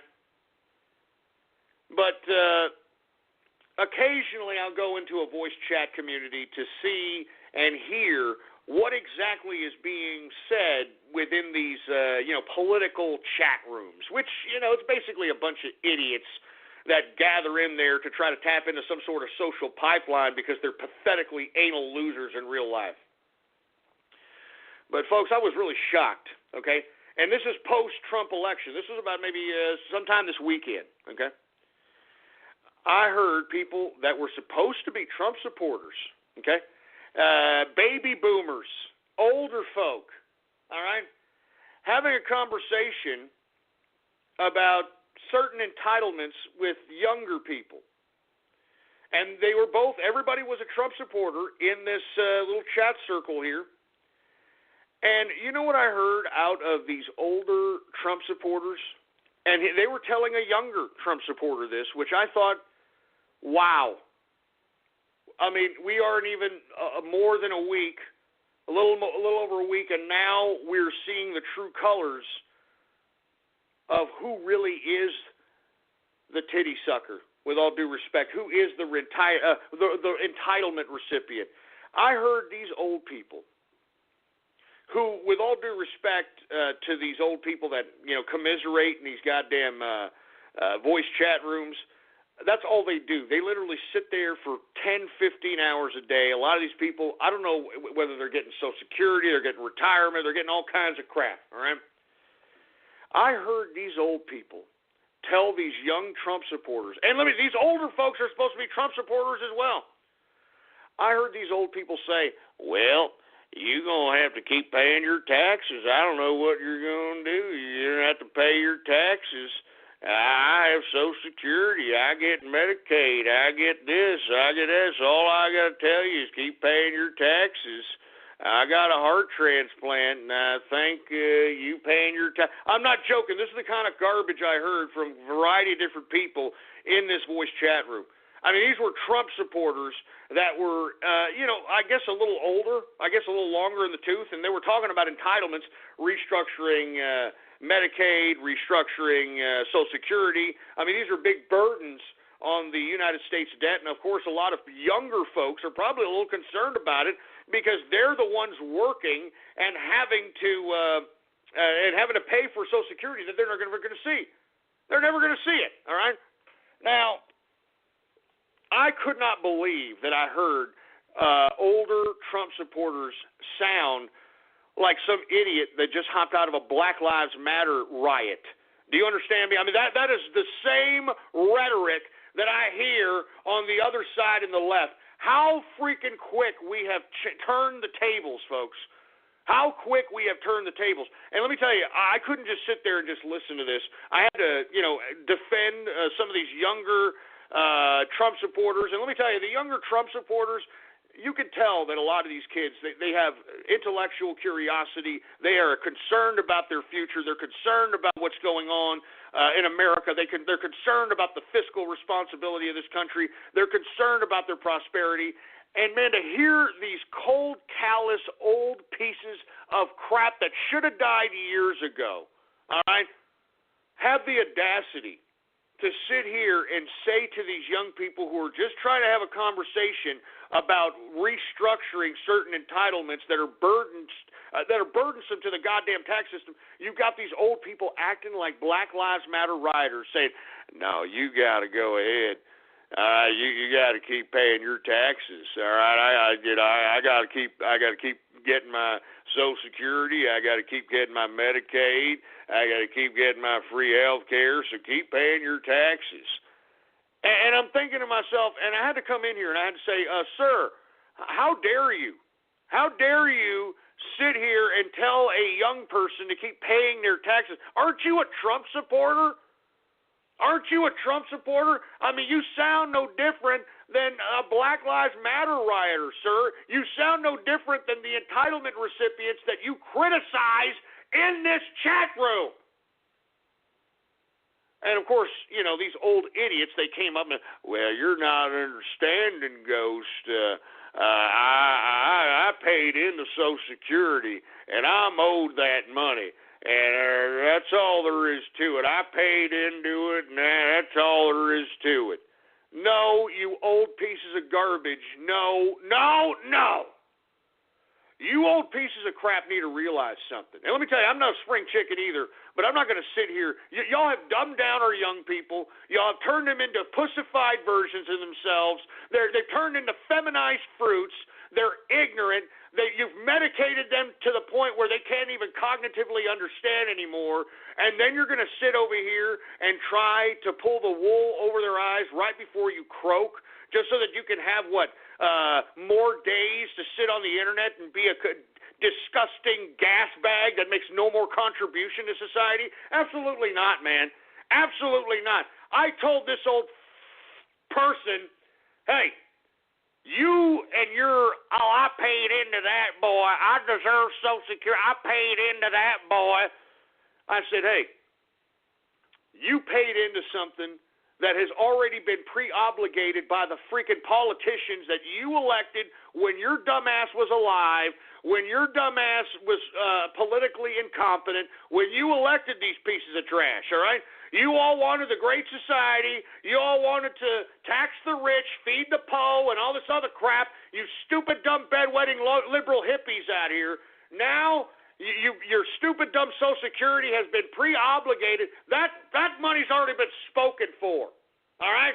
And you old pricks need to deal with it. I'm sorry. Look, I know there's probably some old people that are like, oh, my God, Ghost, how dare you?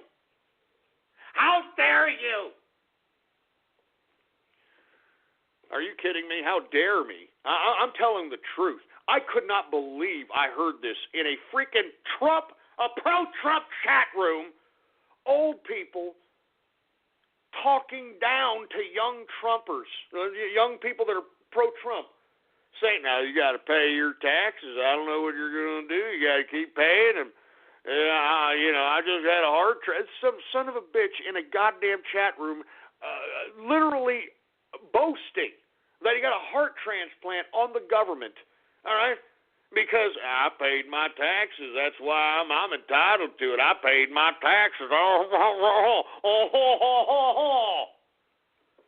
that's just disgusting, man. I'm serious. That is disgusting. And let me tell you, if you're an older person that thinks like this, if you're an older person that thinks, well, I paid my taxes, I deserve all that, then you are a piece of trash. And to be honest with you, I encourage you to take more risks with your life. Because, we don't need people like you on this earth anymore, man. You people have caused this problem. With all due respect, the baby boomers, all right, you people caused this problem.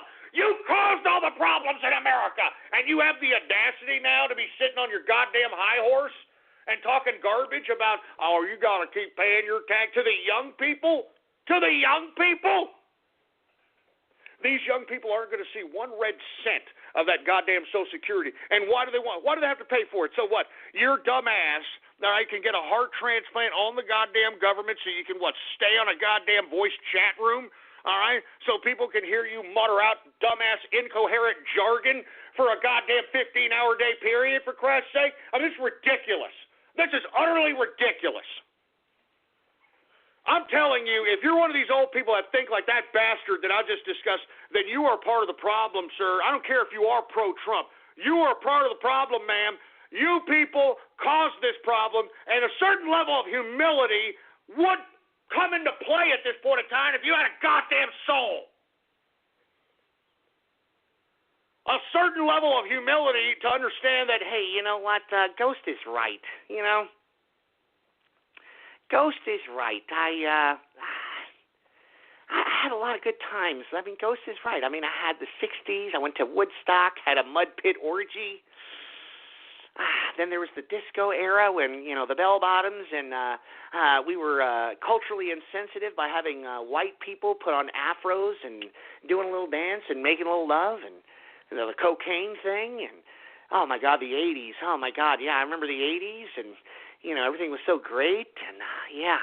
And look at these kids now. I mean, all they care about is having the latest video game. Suckers. Hey, you know what I'll tell my kids? I'll tell them, look, I wanted you to have a better childhood than I. And that's why I'm giving you these games. That's why I'm making you stupid. That's why I'm making you dependent on me like you're some kind of a goddamn freaking social leper.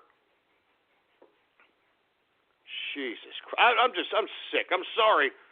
I'm sick of it, folks. I'm not joking around. I can't believe that I heard this. And let me tell you, we're gonna come into this debate sooner than you think.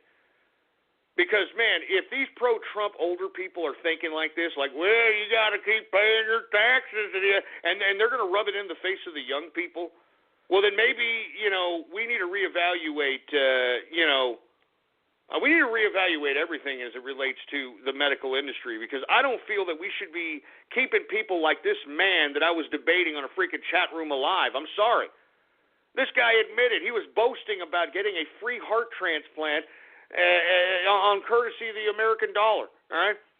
And while, this guy's got a new heart. He doesn't even care that he's lucky to be alive. You know what he does? Instead of going out and living life, this guy's on a freaking chat room. Yeah, you got to keep paying your taxes, boy. You got to keep paying them. You got to keep paying your taxes. Unfreaking believable, folks. Unbelievable. Anyway, look, I'm sorry to get off on that soliloquy, but that's an issue that we're going to come to a header in.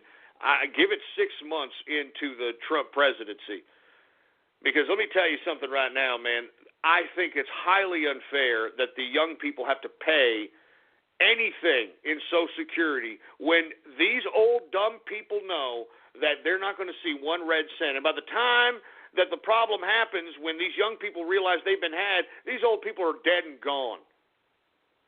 So I look at it like this. I hold no compassion to any of old people that, and to be honest with you, I see old people now working like at the grocery store again. I'm talking like 70-year-olds, and I don't feel any compassion to that. I don't feel compassion to 75-year-olds, 70-year-olds having to go back and work. Hey, you had a whole goddamn lifetime to work. The hell are you doing? What the? And not to mention, you had the best time in American history to get money and to work for yourself. I mean, during the 50s, 60s, 70s, and 80s, into the early 90s, I mean, literally people were working for the same company for like 30 years, getting retirements. I mean, that's how the old people got rich. All right? They bought a house. They paid on it for 25, 30 years. All right? Then when they retired, they paid off their house. They got a retirement coming in. They worked for the same company. So on and so. I mean, it's the same crap, different plate. You don't have young people that could do that here anymore. You don't have that kind of economic opportunity anymore. So whenever I see somebody who's like 60, 65, 70, and they're working at a freaking menial job, I'm not giving them the benefit of the doubt. I'm not joking around, man. I mean, I see, like, when I'm in a grocery store, I see some old windbag, at the checkout counter, for Christ's sake. And I see, like, people that are in front of me, like, bagging their own groceries because, the old person has to freaking work. Now, screw you. You bag them.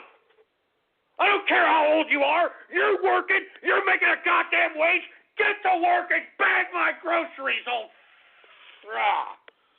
Excuse me. Let me calm my ass down.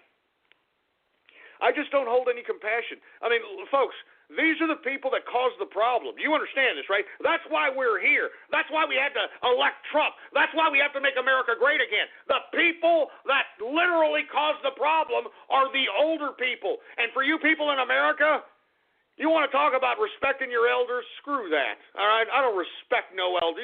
As a matter of fact, you young people, you're absolved of respecting your elder. You're absolved of respecting your elders. You want to know why? Because they don't respect you. And if they respected you, why don't you think about it, young people? If they respected you, why did they force you through power of suggestion and social peer pressure to put yourself into college debt before you even had a goddamn job? Why would they do that? Why would they force you to pay for Social Security that you ain't never going to get? Why exactly do they put this country into $20 trillion in debt?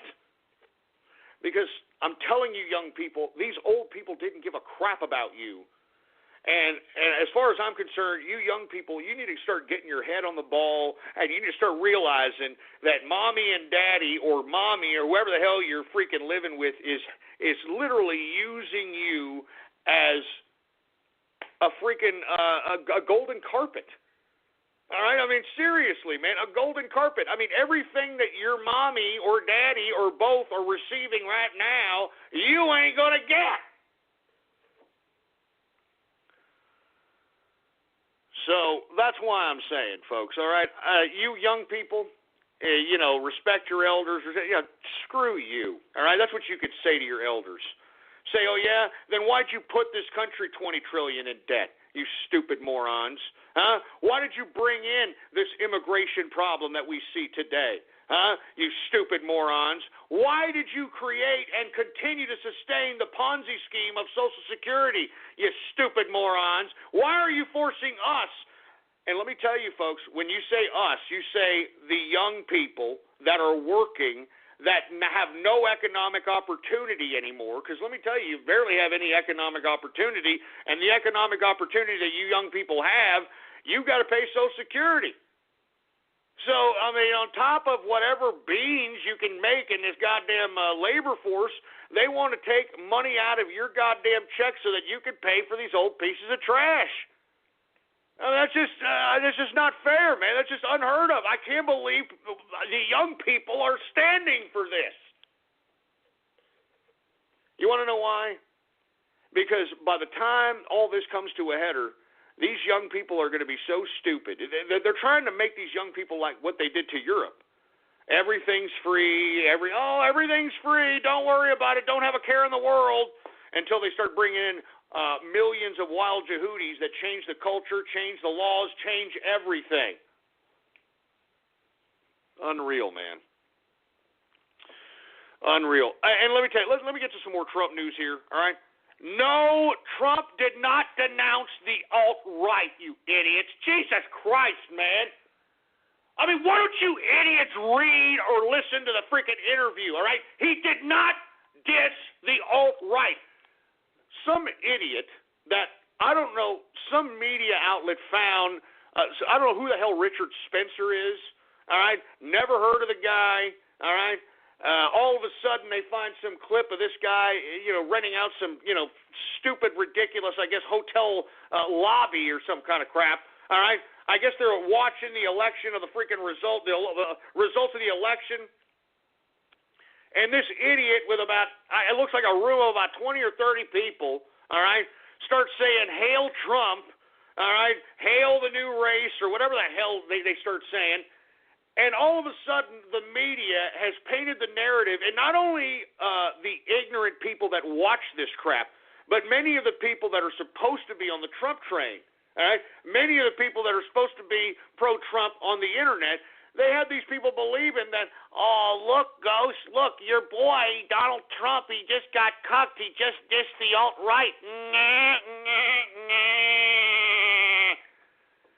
You stupid moron. He was denouncing this idiot, Richard Spencer, and any other white supremacist, white separatist group. He did not say, "I do not want to energize the alt-right." He said that he doesn't want to energize white supremacist groups or any kind of racial hatred groups, for heaven's sake. But you see, the freaking mainstream media has already carved out the narrative that he dissed the alt-right because he denounced Richard Spencer, whoever the hell this idiot is, and now the mainstream media has got many of you morons believing that Richard Spencer is now the leader of the alt-right. I mean, did you see how that works? You see how easy you idiots got goofed? Huh? You see that? You see how just devious and just disgusting and lies, for Christ's sake, the media did? I mean, I even had idiots that were on my Twitter account that are supposed to be pro-Trump saying, "Hey, Ghost, what happened? Your boy Trump over here, he just dissed the alt-right. Oh, my God. What the hell, Ghost?" You people are idiots. You know that? You people are idiots, and you prove that, hey, that's why, let's just put it this way, that's why, with all due respect, folks, you are in the position you're in. You know what I mean? You're in the position you're in. You're no different than these leftists. If you're out here saying, "Hey, Ghost, look at this, huh? Look at that," you're no different than these leftists, for Christ's sake. And let me tell you, if you were for Trump, all right, and, these slanderous lies, these media lies that come out and you believed it and you're texting me that, I'm being cucked and everybody's being cucked, go to the leftist side. Get the hell out of the freaking Trump train, you sorry sack of crap. All right? You simplistic moron. Go get off the Trump train. If you're going to believe some mainstream media nonsense, for heaven's sake, man. Get the hell off the Trump train. We don't need simplistic morons like you that read one line on a goddamn stupid headline that somebody tweets and refuses to freaking read anything else. You people are stupid. This Tuesday through Saturday at Kohl's, only once a year, friends and family save a little more with an extra 25% off, so you can give a little more this holiday. It's time to get cozy, so bundle up for the tree lighting with Madden Girl outerwear, just $39.99. Spread some holiday cheer with girls' festive sweaters for only $19.99. And give a cozy night's sleep with men's sleep sets, just $19.99. Kohl's. Select styles, offer valid 12/6 through 12/10. Some exclusions apply. See store or kohls.com for details. Good God, man. I'm telling you this right now. It makes me sick that, we got people that are supposedly pro-Trump over here. Hey, you Trump, you getting cucked over here. God damn, man, people are really stupid. I'm not joking around. I try to be optimistic on people. I'm not joking around. I try to remain like, try to see the good in everybody. I can't do that anymore, man. It's just getting more and more difficult to do. More and more difficult to do, for Christ's sake, man. The lamestream media shapes the narrative, and even people that are supposed to be pro-Trump, that are supposed to be, well-rounded in the idea of what's going on with the mainstream media fell for this crap.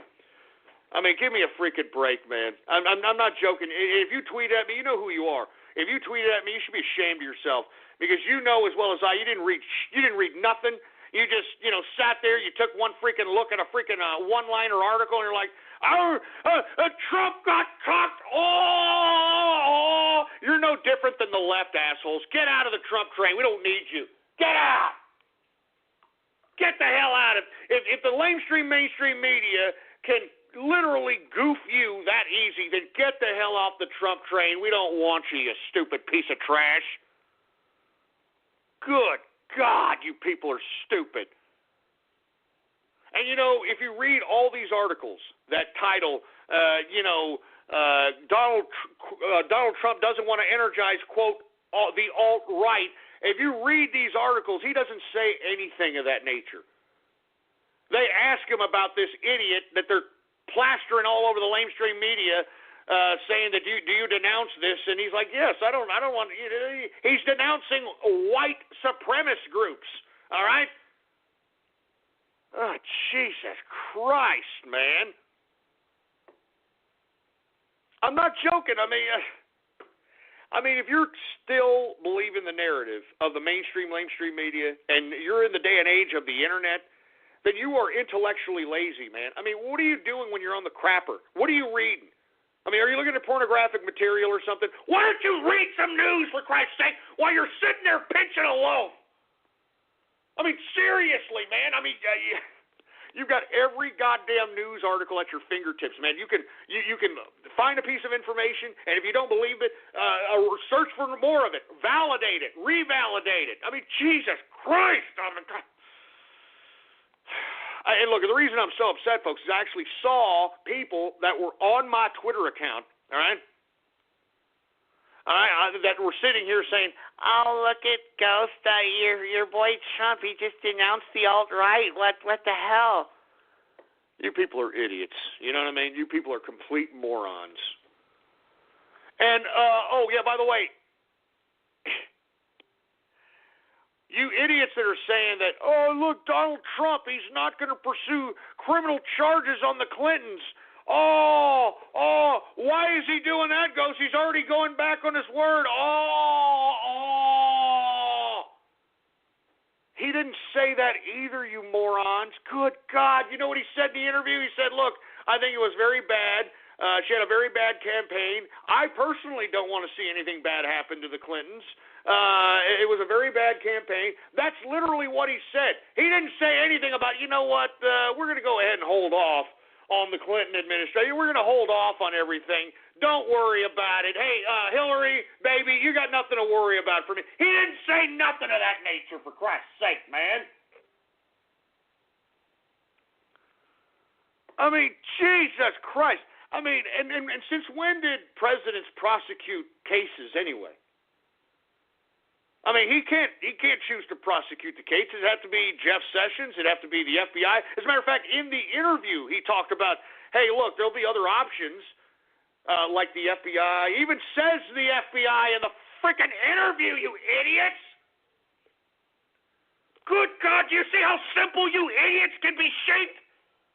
You see how simplistic your mind can be molded, for Christ's sake? It's stupid. Oh, my God. People that were supposed to be on the Trump train, they read one freaking line of an article that's been reposted on social media, and then they think they know it all, for Christ's sake. Hey, you people that tweeted at me, you people are idiots. I hope that you're now reading the articles and realizing, oh, my God, no crap. That God feels stupid. You should feel stupid. You are stupid. Good God, man. He did not say he's not going to pursue charges on Clinton. He's leaving the option open. He even said that, hey, you know, the FBI may do something, the DOJ. I mean, gee, God damn it! You people are stupid! God damn it, you people are stupid! He didn't say any of this! And you people believe the mainstream media, for Christ's sake! He didn't say any of this. Oh, Jesus Christ! I just, you know, this is America, folks. This is how easy America can be goofed. This is how easy the narrative can be shaped. It's very easy for these mainstream idiots to do it, folks. That's why we have to be on top of things, for Christ's sake, man. Give me the freaking mic. Give me the mic. I mean, that's why we have to be on top of things, folks. I mean, look, I'm sorry that I missed one freaking day of the show yesterday. All right, I'm trying to prep for freaking Black Friday, Small Business Saturday, for Christ's sake. All right? But by God, you see this? I missed one freaking day, and everybody, I mean, not everybody, but a good portion of people are out here saying, oh, look, Ghost, your boy Trump, he got caught. He's over here saying that he's dissing the alt-right. He says he's not going to pursue charges against Clinton. What gives, Ghost? It's your boy, Ghost. You people are idiots. You know that? Get off the Trump train. All of you that tweeted me today and that were trying to rub it in my face as if Trump was like, you know, backpedaling or any of that crap, get the hell off the freaking Trump train and get off my show! Get off my show! Jesus Christ, man. People are idiots, man. Anyway, folks, look, my apologies if I'm getting a little too off keister here. I just couldn't believe. I couldn't believe this. I was on Twitter and getting tweets from people that were pro-Trump throughout the campaign, were pro-Trump. All of a sudden, they read some mainstream idiots, and they read one line, and they believe it like morons.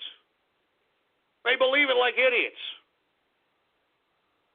Oh, Jesus Christ. Anyway, I'm going to move on, all right? And once again, Richard Spencer is not the freaking leader of the alt-right, for heaven's sake. God damn it. Don't let the mainstream media shape your freaking mind, all right? And moreover, Donald Trump did not say he's going to rule out anything on the Clintons, all right? Read the interview again, you morons.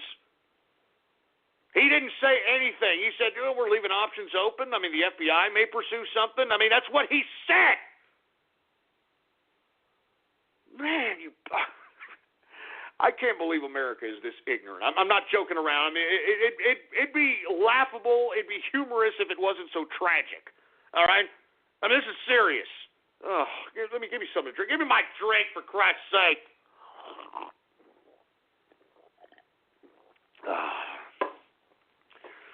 Anyway, I'm going to move on, folks. I mean, I can't believe that I actually saw people that were pro-Trump that, you know, were actually pulling this crap. I'm shocked. I'm shocked.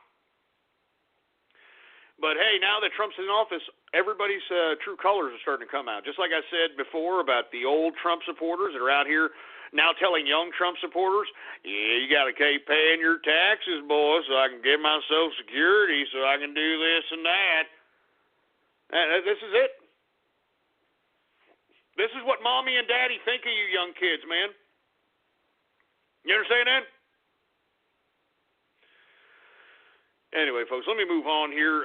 Let's talk a little bit about Barack Obama a little bit. Did you all hear that he pardoned 79 more drug dealers?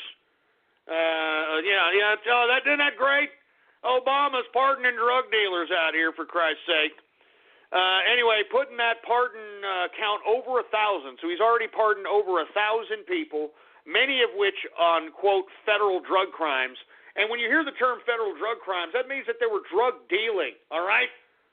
All right, if you're in possession on a consistent basis and you're just a user and abuser, believe me, you're in and out of jail like it's no big deal, all right? But if you're in jail for a long period of time based on drug charges, you were dealing, baby, all right? You were dealing, and you were dealing a good amount of felonious drugs, all right? That's all there is to it. All right, and look, it's illegal to deal drugs at this point in time because, let's be honest, with the exception of tetrahydrocannabinol, most drugs are consumed by young people, by people in high school, by people in middle school, all right, college, all right? I mean, the drug dealers use and abuse the naivety of young people to literally get them hooked on this crap, all right? And I just don't have any compassion for drug dealers. I don't. I'm sorry. I don't have any compassion for drug dealers. All right? Because what you're doing is you as a dealer, I mean, your whole purpose is to get somebody hooked on a narcotic so that they can get so hooked that they can sell everything, so that they can call you to buy some more, so that they can sell their asses. I mean, whatever. I mean, you want to get them so hooked that every damn dollar they make goes into your pocket because you're supplying the yayo or whatever drug, all right? But once again, this is Mr. Yes We Can over here. His first priority, pardoning drug dealers. 79 drug dealers today, putting it over 1,000 people that Barack Obama has pardoned, for heaven's sake. And look, I want to also reiterate that the reason Donald Trump is not necessarily saying overtly that he is going to pursue charges, but yet he is subtly leaving the door open by suggesting that the FBI may pursue something or other agencies may pursue something, that is to basically prevent, or at least hope, that Barack Obama does not pardon not only Hillary Clinton, but Podesta and the whole goddamn DNC criminal organization. And that's very much possible. That's very much possible. So you got to think about these types of things, man. Politics is not as black and white as you see it, you dumbasses. All right? I mean, there's negotiation involved. There's elements of compromise, for heaven's sake, man. You got to deal with a whole bunch of idiots on the freaking in Congress. I mean, you got to deal with a whole bunch of. You got to deal with the public. You got to deal with a bunch of factors going on out here, for Christ's sake. I just can't believe it, man. I just. Oh, man.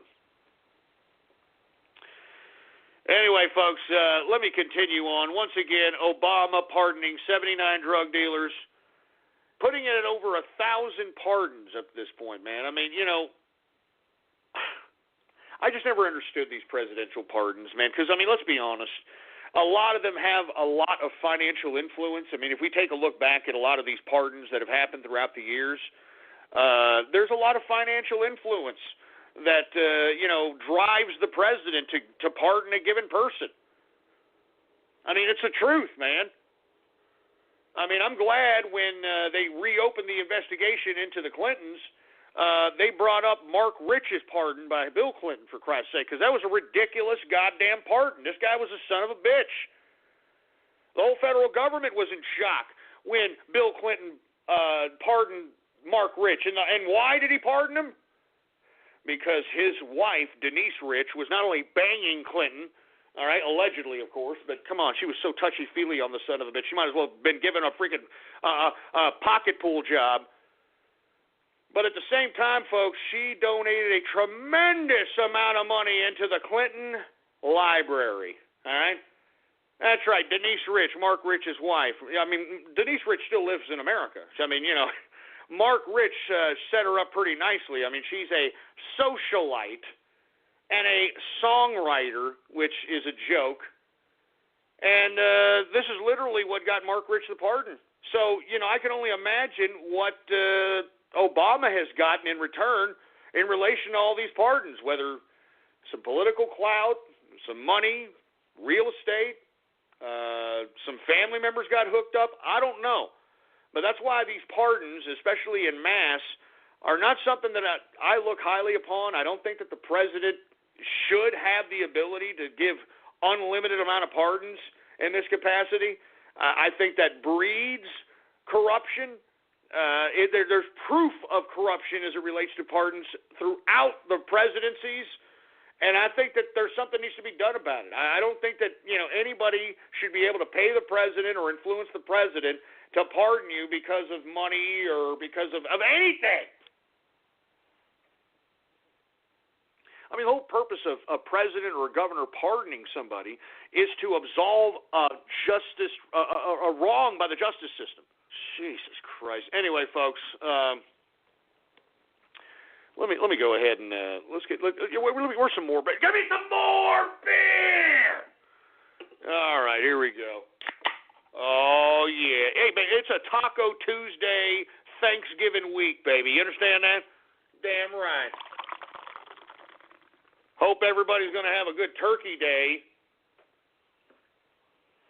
because, I mean, it's that time of the year where everybody gives thanks. Where everybody gives thanks for, I don't know, being this, being that. One thing I do give thanks for is my family, my wife. I give thanks to the businesses that I own. I give thanks to the customers that come in on a consistent basis. I give thanks, to be honest with you, I give thanks to the show. I give thanks to the people that actually listen to this broadcast, not just for Radio Graffiti. I give thanks to the Inner Circle especially. I give a lot of thanks to the individuals that listen to me, whether they're a part of the Inner Circle or not, whether they're a part of the capitalist army. To be honest with you, folks, I'm going to be honest. The ratings have been going up ever since I've been cutting Radio Graffiti shorter and shorter. I'm going to be honest with you. I'm not joking around. I mean, I've been literally getting a dramatic amount of increase in ratings since I've been discussing a little bit more of the stock and political ramifications than letting a bunch of butt monkeys get on and do Radio Graffiti splices all day. You know what I mean? So I want to thank those people that listen in, that appreciate the commentary, that appreciate what's going on, that support Trump, that listen to this broadcast. Thank you very much. I got a lot to give thanks for, all right? I got a lot to thank. Anyway, we're still going to have Radio Graffiti, so stop crying, all right? Anyway, folks, we are now in the third and final hour of the True Capitalist Radio broadcast. And, of course, I am your host, the man they call Ghost. And once again, folks, I want to thank you very much for tuning in with me. Let's go ahead and I'd like for everybody to please follow me on Twitter, all right?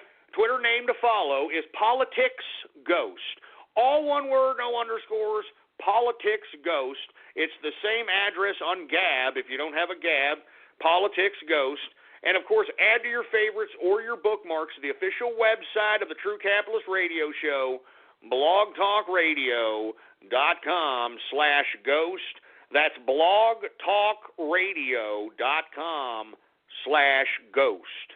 All right, you can download every one of my episodes. They're time-dated and stamped, all right, ever since 2008. Listen to the archives and listen to all the prognostications, all right, and time them, man. I mean, when I make these prognostications, why don't you Google them up? I'm telling you, the prognosticator of prognosticator is right here in the digital underground, giving everybody the straight political dope. You know it, I know it, and anybody who's been listening to me for a long period of time knows it too, boy.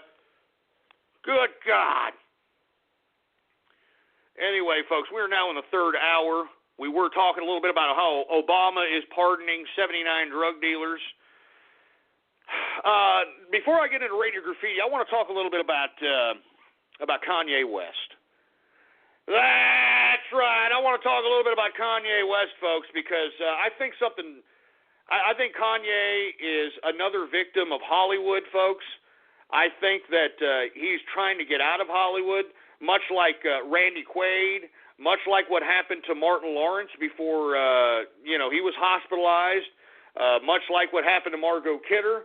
I can go on and on about the different people that Hollywood has literally turned into complete basket cases. And I'm very concerned for Kanye West's well-being. I know I've been critical of Kanye. He can be a little bit pompous, so on and so forth. But I'm a little concerned for Kanye West. I believe that he is being held against his will, and the reason is, folks, is because Hollywood owns L.A. Not only do they own L.A., they own California. I mean, they're the ones that are producing all these massive amounts of movies. They got to pay lots of taxes, so on and so forth. So they own everything. They own the LAPD. They own the mental institute. They own anything that's related to the state of California. They own it. They pay the most taxes. That's why they can literally turn you into a basket case. They can take your property from you, just like they did to Randy Quaid. They can, get you a lawyer that can swindle you for everything and everything. They can get you your, quote, tax consultants and your personal business consultants and have you not pay taxes for 10 years, and then you're on the hook for tax evasion like old Wesley Snipes. I mean, you understand? This is exactly what's going on here, in my opinion, to Kanye West. Kanye West, folks, did call one Radio Graffiti. I don't know if y'all remember that. Kanye West called a Radio Graffiti and literally busted a flow. I don't know if y'all remember that. And look, I'm concerned for Kanye. And let me explain, and I know some of you might say, oh, he's going in the tinfoil hat stuff, folks. Listen to me, all right? Let me explain something. I believe what's happening to Kanye is something in which he is breaking away from. Kind of like what happened to Britney Spears when she tried to shave her head and go after the paparazzi. These things happen. I mean, these people are breaking down, and the reason they're breaking down, I think Kanye at this point is breaking down, this guy sold his soul. Sold his soul to get where he was at. I mean, to the point where he wasn't even shy about the fact that he was utilizing masonry, utilizing dark satanic symbolism, utilizing esoteric knowledge to basically put himself as some sort of a goddamn god. I mean, look at what he's calling himself. He's calling himself Jesus, as if he was the God Almighty. Now, what I'm starting to believe is happening to Kanye is I'm believing that he's breaking out of the trance. I mean, let me tell you, this guy literally sold his soul. I mean, you know his mother died mysteriously. And then right after his mother died, that's when his mainstream Hollywood success came into fruition. The whole, clothing line, being creative, Kim Kardashian, all this other stuff. You know what I mean? And for you folks that are unaware, what happened is Kanye West in a show in Sacramento, and this rant is actually on YouTube if you want to find it. He rants for a good, I would say, 15 to 20 minutes, and then ends the show abruptly after about 3 songs. And in this rant, he sounds a little bit discombobulated mentally, okay? But some of the things he was saying in this rant did have a little bit of resonation with not only me, but those that actually listen to this man. Even Drudge on the Drudge Report had a little bit of compassion for what this man was saying. What I witnessed in this rant was a man breaking through the selling of his soul, breaking through the brainwashing, breaking through the trance, and literally understanding that everything he sold his soul for, everything that he sold himself for, even his mother, I think that personally his mother dying, mysteriously, was like him selling his mother's soul for the fame that he has. I mean, this guy has major fame here. And then for this guy to just come out, and literally you need to listen to this rant, all right? You need to listen to this rant, for Christ's sake, because it's rather eerie. I mean, he kind of says he supports Trump, but then again he doesn't. He said he didn't vote. He said, though, that he was criticizing modern-day pop culture and about how the music industry is crap because it's based upon payola, it's based upon favoritism, it is retarding creativity. I thought those, some decent points Kanye was making in a very unsophisticated manner, to say the least. And I wouldn't say that he said a tremendously huge pro-Trump diatribe, but there was elements in there that made the crowd boo because he said, making America great again, I'm on some Trump stuff, he was making that reference. And I'm telling you folks, the day after, okay, the day after he makes this comment and this diatribe, this pro-Trump, whatever you want to call it, and then ends the show, all right, all black people hate him all of a sudden. I don't know if y'all saw what was trending on Twitter. I said the Kanye party is over, hashtag I think was on Twitter. Kanye party is over, hashtag. All of a sudden he makes some comments about Trump, and all of a sudden Kanye's no longer black. Oh, you see how easy it is? You see how easy people that love you can hate you so very quick? Huh? I mean, do you understand what I'm saying? Do you see that?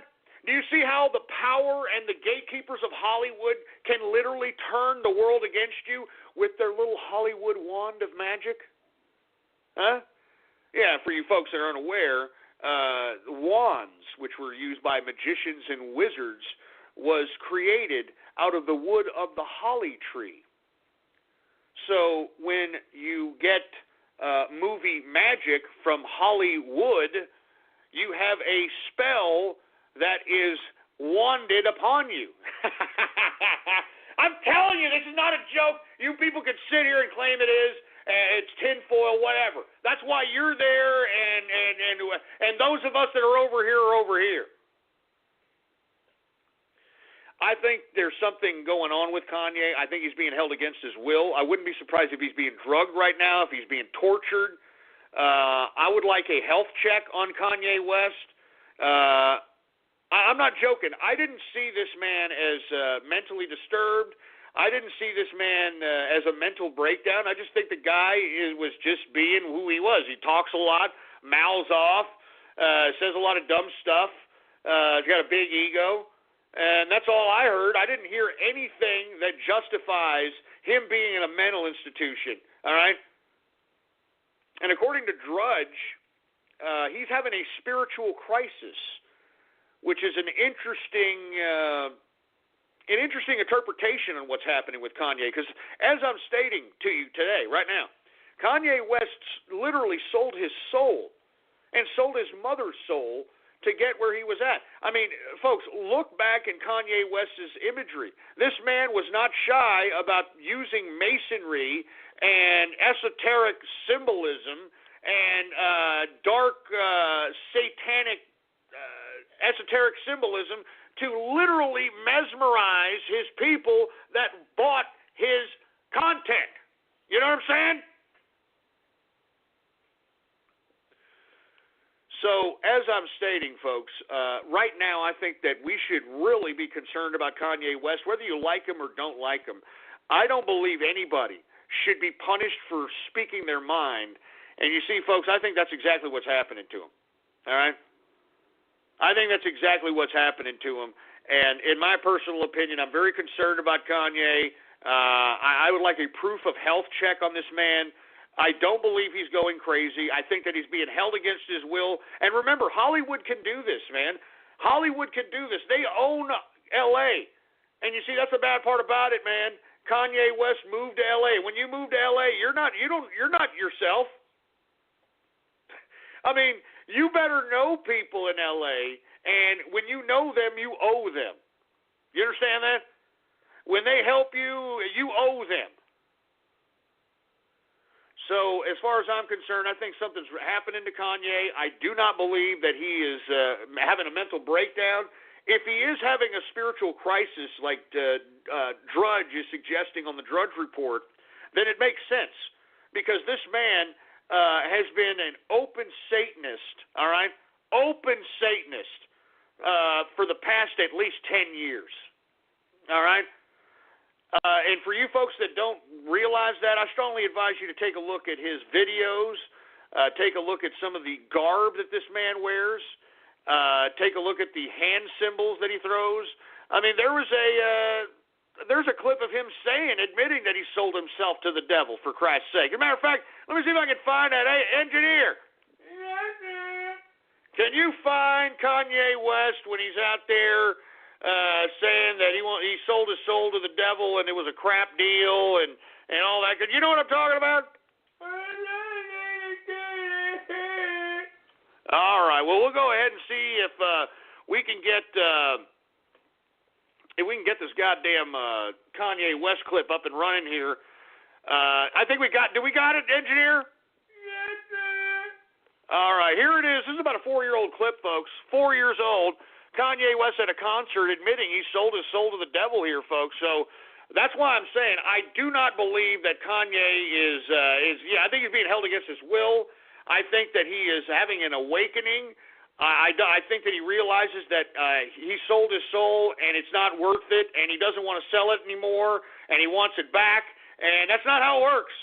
That's not how it works in Satanism, folks, and Hollywood knows it, and at this point in time, I guess Kanye knows it as well. Go ahead and throw on that clip, engineer, of Kanye West talking about how he sold his soul and it was a crap deal and all this other stuff. Here it is, folks. This is Kanye West 4 years ago talking about selling his soul to the devil. All right? Here it is. Throw it on, engineer. Artists are too scared to stand up for something. They scared to lose their fucking house. Or they scared to lose their record deal.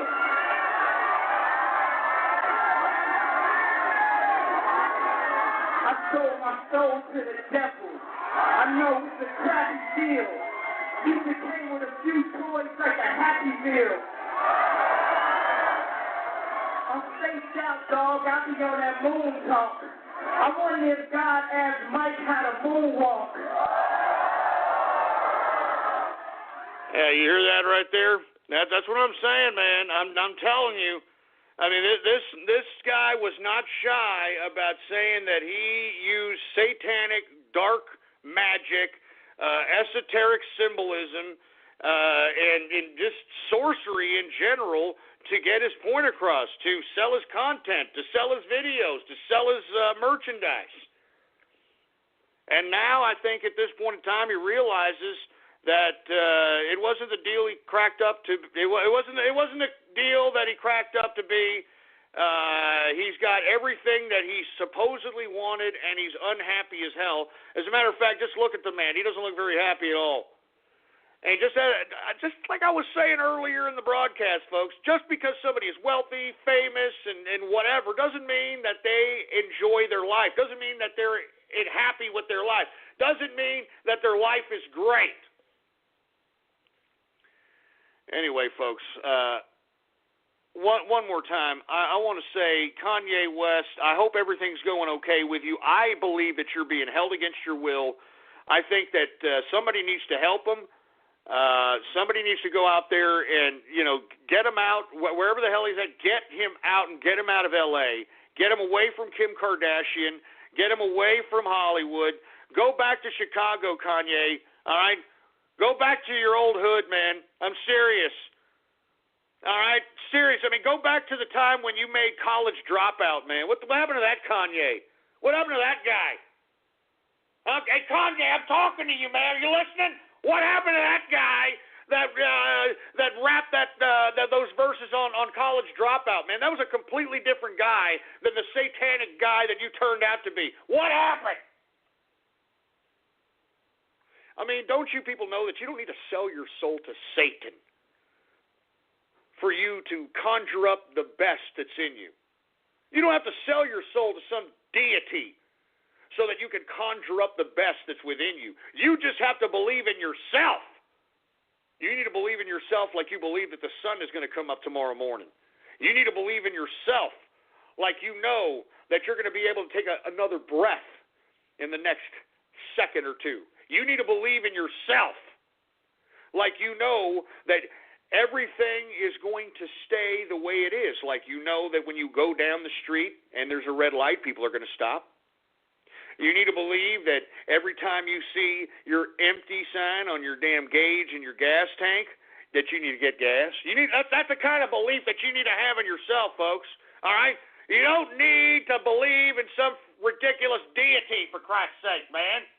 Cold weather is here, so stay warm with the most thoughtful sale of the year. Now through Monday, you can get up to $175 off the Nest Learning Thermostat. It learns your schedule and the temperature you like, so it keeps you comfortable when you're home and turns itself down when you're gone, which means it can help you save energy all year long. Get it at the Home Depot now and save on the Nest Learning Thermostat while you still can. Now less is more cozy. Get $50 off now and up to $125 back from Southern California Edison. Limit 1. Terms apply for eligible utility customers. At Nissan, our lineup is taking the Galaxy by storm. And right now, you can save big during Nissan's Go Rogue year-end event. Shop your local Nissan store and choose Nissan.com today for great offers. See Rogue One in theaters December 16th. Take on any Galaxy.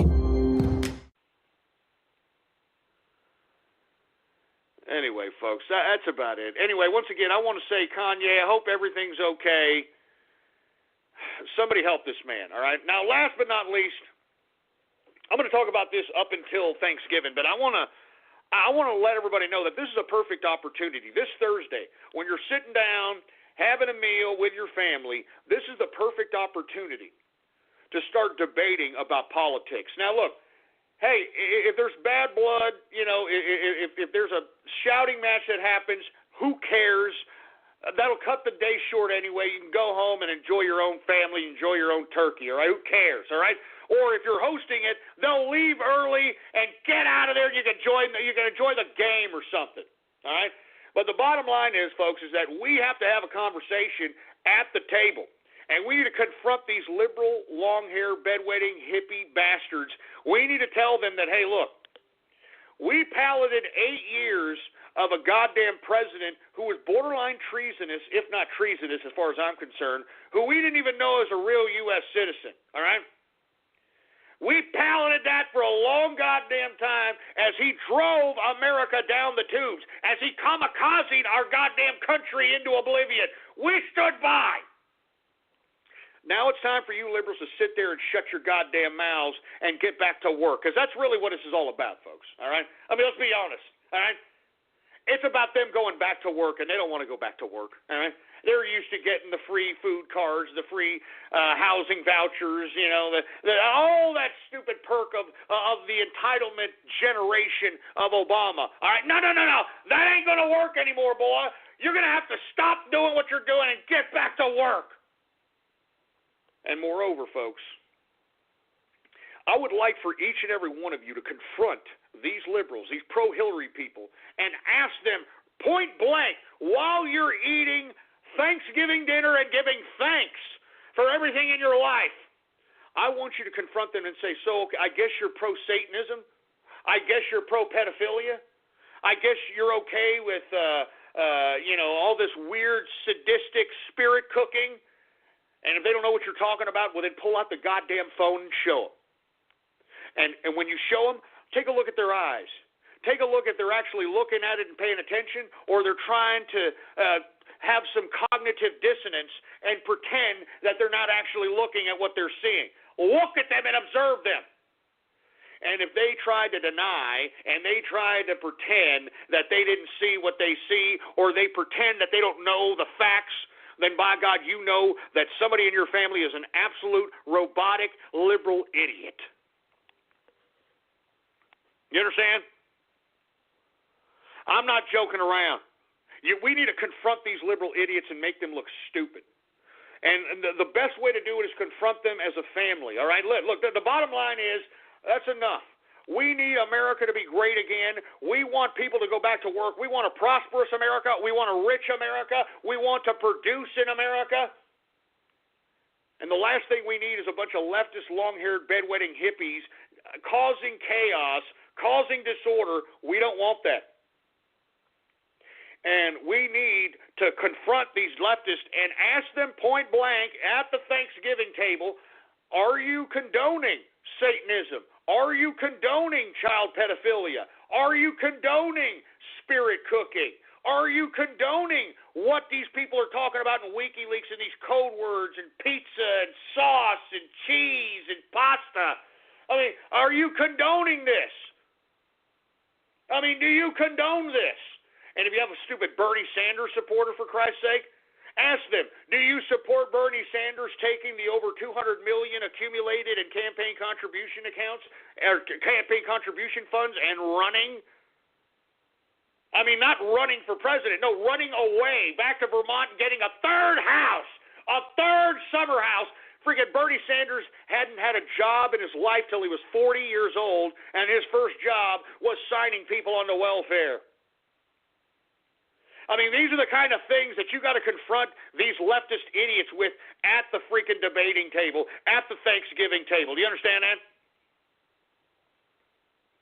So that's why I'm saying, you know, these people out here that think that they're going to continue to get a free ride on the gravy train, that's going to come to an end really fast.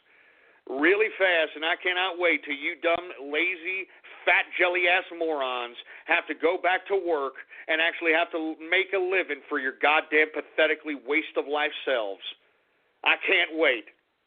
And I will continue to encourage everybody listening to me, confront these liberals at the Thanksgiving table, all right?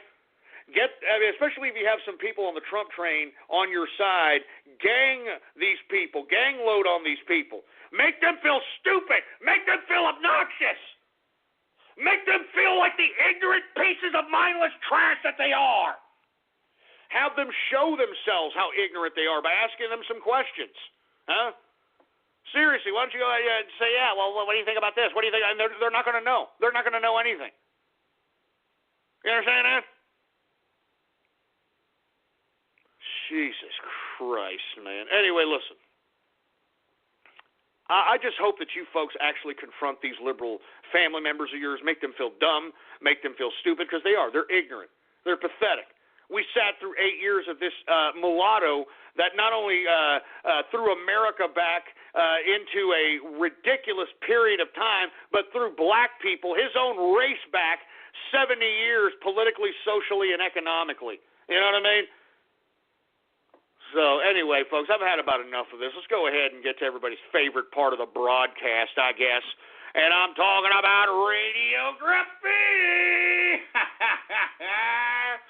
That's right, folks. Radio Graffiti, the part of the broadcast where the spectators become a part of the spectacle.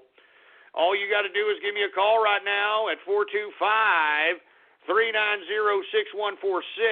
I think it still works. We'll see. All right, when I call on your area code, you got exactly 3 to 4 seconds to say whatever it is that's on your mind. That's why we call this Radio Graffiti. All right, folks? It's as simple as that. All right? And moreover, folks, all you people that are tweeting at me about the wife's autograph and yada, yada, yada, look, we'll see. All right? I'm going to have a show tomorrow. We'll see. We'll see. First of all, I'm telling you this right now. I am not comfortable with you dumbasses, especially you sick-ass, twisted troll terrorists and cyber vermin perverts, having my wife's autograph, all right? I'm a little uncomfortable about that because you people are sick. And secondly, folks, I'm going to be honest with you, man. I do not want my wife to outsell my autograph. And I know you. I know you. I know you. I know you're going to try to buy these sons of bitches and make me look like an idiot. But we'll see, man. I don't know. We'll see. All right, we'll see, for Christ's sake, man.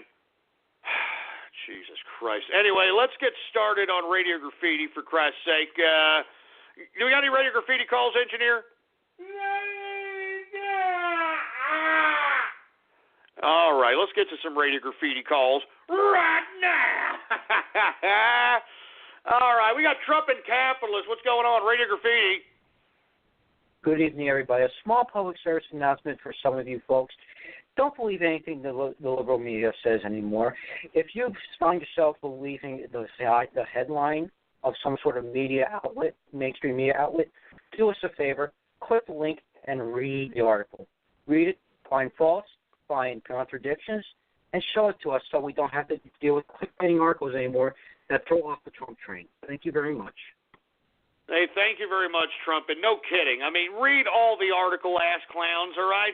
Look at how the mainstream media cucked you people. Those of you that believe the mainstream media on this, Trump denouncing the alt-right and Trump not pursuing charges on Clinton. You got cucked. You're the goddamn cuckold connoisseurs, you son of a bitch. Anal secretion-loving pieces of Jared Fogle. No, never mind. 928 Radio Graffiti. Hey, Ghost, mind putting me on hold because I want to talk about a serious topic at the end of the post show, if that's okay. All right. Well, I don't know if there's going to be a post show, man. But I'll keep you on hold anyway. How about 651 Radio Graffiti?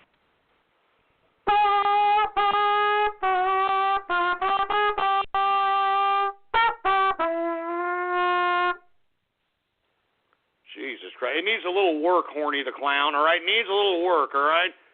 Who else do we have here? How about Anonymous Radio Graffiti? Oh, we got a Helen Keller deaf mute all of a sudden, for Christ's sake. Is that what we're going to get on Anonymous now? Helen Keller deaf mutes? Huh? Is that what we're going to get? Anonymous Radio Graffiti. We got Disco Waffle and Willie Atkins Radio Graffiti. Time for TCR. Time for TCR. Time for TCR. Time for TCR. Adolf Ghostler. Karaskin. I'm Carlsberger. Raiden. Rodden Steak. G. There goes the G again. Shortest members. Say fruit bowl. I am a fruit bowl.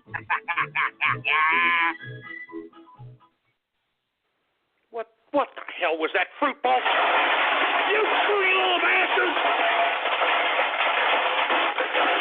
And what was that G? Did I hear G? And where's G been, for Christ's sake? I thought he was dead. Somebody told me he offed himself. I thought he was dead. It's good to hear that G, still around, but good God. Give me the freaking mic. Come on, mic.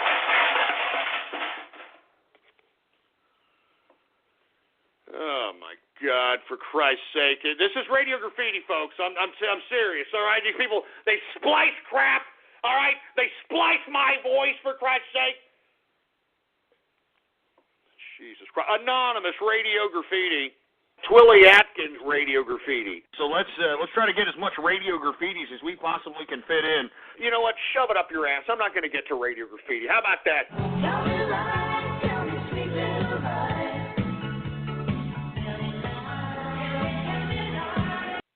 Hey, shove that goddamn troll up your ass already, man.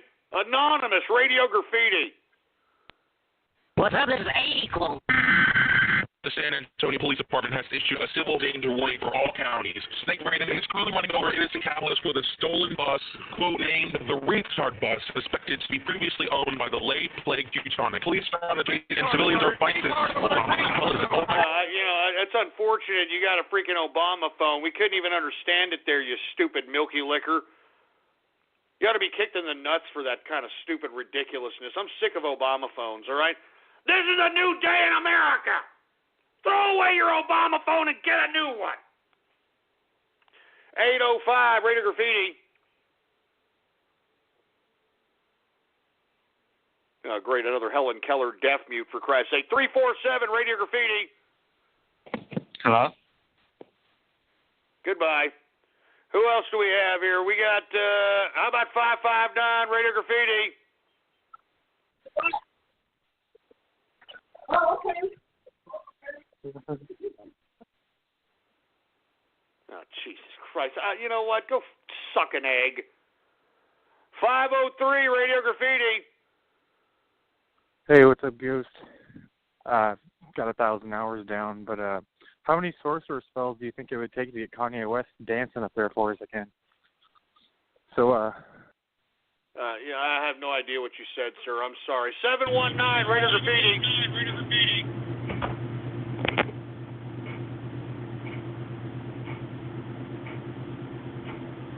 Hey, why are you idiots calling if you're not going to say a goddamn thing, you morons? Why? Freaking losers. Anonymous Radio Graffiti. Throw up your ass already, man. the badass who just freaking said that. Give him what he just freaking said, or give him death. Right, you know what? Go suck an egg.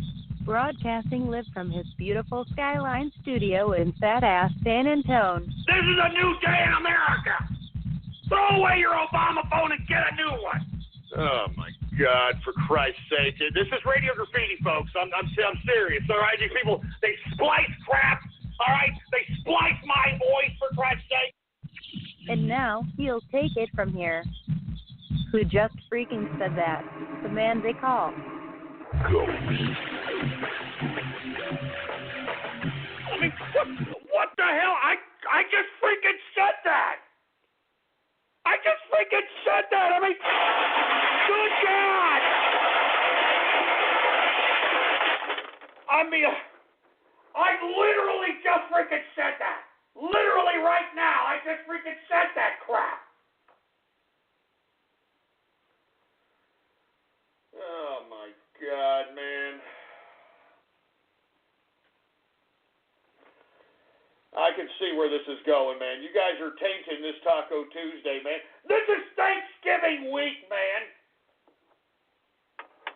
How about giving me a little bit of a break here? How about that? How about giving me a little bit of a break here? Jesus Christ, how about giving me a little bit of a break, man? Oh, Jesus Christ, give me the mic. Give me the mic. Give me the freaking mic. How about giving me a freaking little bit of a break here, huh? You dog-farting fetish, transsexual turd burglar, sphincter fingering, enema bag cleaning, cuckold connoisseurs? Give me a little bit of a break here. How about being thankful for once? How about being thankful that I'm even doing this broadcast for 3 freaking hours? How about that, huh? How about being a little thankful for that there, you troll terrorist bastards? Good God, man. Who else do we have here, for heaven's sake? How about, Christ, I can already see what's going on here. How about, Anonymous Radio Graffiti? Oh, honey bun, you don't have to call me Mrs. Ghost. Fluttershy is fine. And if you wanted my autograph, all you'd have to do is ask. I love you, honey bun. Jesus Christ. Here we go with the freaking bronies for crap. Hi, I'm a brony. I clap.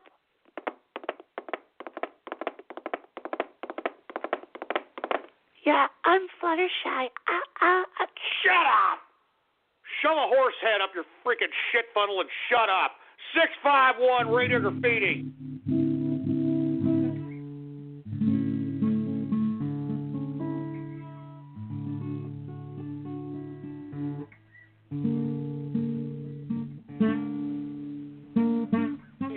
What is this, John Denver's Ghost, for Christ's sake? What the hell was that about? Huh? Oh, take me home, to the place I call home. I'm a drunk, and I'm flying home, and I flew into a mountain. They call me John Denver. All right, that's wrong. I'm sorry. I know. I'm sorry I had to do it. 609 Radio Graffiti.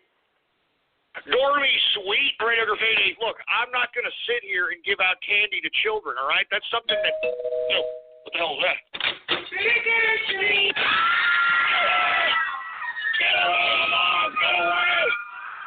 Get away! Leave me alone! Just leave me alone! Man, that's horrible, man. That, like, I would shoot at kids trick-or-treating. Did you actually splice that? Did you actually splice that crap? Damn you! God damn it! You actually spliced that crap? That I would actually shoot at kids trick-or-treating, for heaven's sake? What the hell is going on here, man? Do you hear these troll terrorists and cyber vermin? I mean, they splice these things. They actually take time of their life to make a splice out of me, to make me look stupid, to make me look like an idiot. And you know, The thing I just can't get, man. These people get off on this crap, man. They wax their carrot to this crap, man. They're rubbing one out to this crap.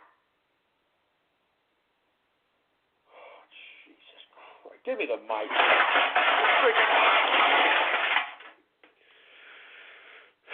I don't know. What am I supposed to say? I mean, every time I go through this crap on Radio Graffiti, I don't know what the hell I'm supposed to even say after stuff like this.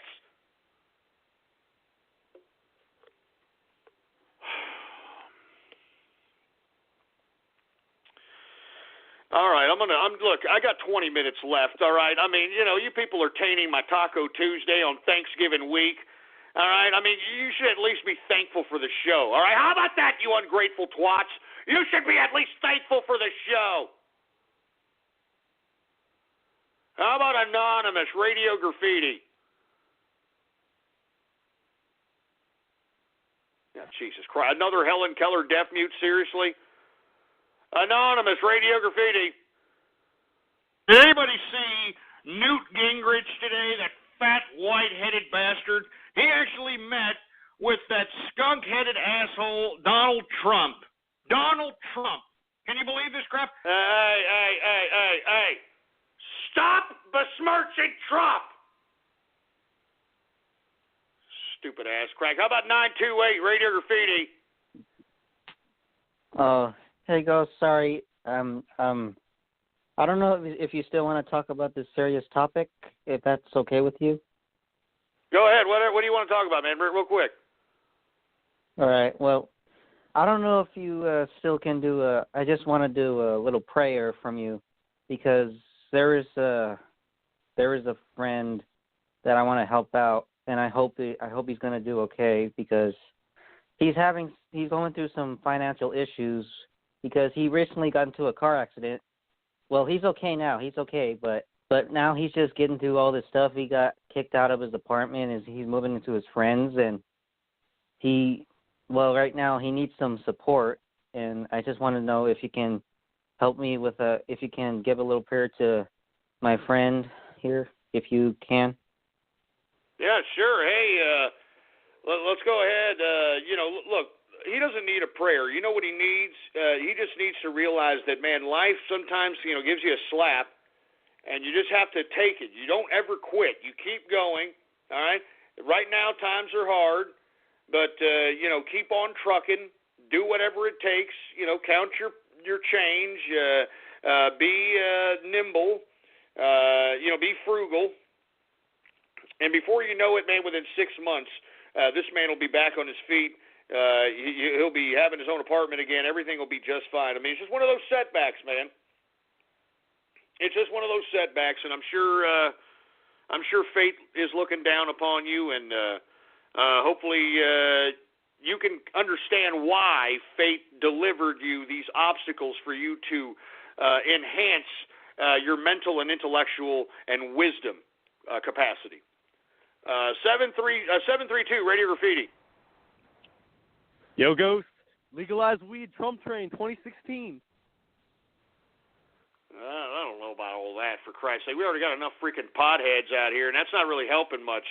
As a matter of fact, it seems to me like most people are bombed out of their minds, and that's why they don't know garbage. They don't know jack. I think they're weaponizing the marijuana, if you want my personal opinion. Look at all these morons out here. Look at them. They're idiots. How about 323 Radio Graffiti? As he fell to the floor tube, Tonic reflexively shit himself and a nigger-coloured nude and nugget shot out of his ass faster than the falling value of the British pound after Brexit and landed right in Raiden Smith's mouth. However, no, you sick, twisted prick, no. 765 Radio Graffiti. Hey, Ghost, when do we get Caroline's autograph? When do we get what? Caroline's autograph. Caroline's autograph? No, man, look. Enough of this crap. Seriously, enough of this garbage. All right? It's bad enough you people want my wife's autograph, you want Caroline's autograph, you want everybody's autograph. Enough! I'm not really comfortable about sending you morons my wife's autograph. I'm going to be honest with you. I'm not joking around. I know you people are sick, twisted perverts, all right? And on top of which, I know you idiots are going to sit here. You're going to try to buy more autographs of my wife than me so I can look less than a man on my own show. I know you idiots. I know you. I know all of you. Jesus Christ. Anonymous Radio Graffiti.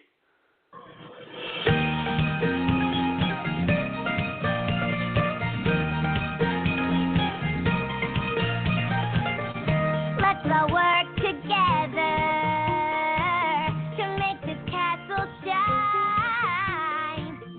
Once we add some sparkle, it'll feel. You know, how many bronies do I have listening to me on a consistent basis? Seriously, man. I mean, do I have, like, literally every brony in the world listening to this freaking broadcast, for Christ's sake? Man, enough! Goddamn bronies, man. Sick of you, man. Who else? We got 412 Radio Graffiti.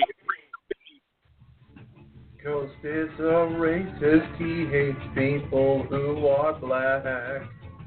And if the trolls don't stop, he'll have a heart attack. He sees that you walk by with a great big giant nose. He thinks to himself, where can I get one of those? Ghost went to jail once the cops caught him smoking crack. He is a brony and his favorite is Big Mac. He masturbates to little girls in anime. He waxes wee-wee to them 16 times a day.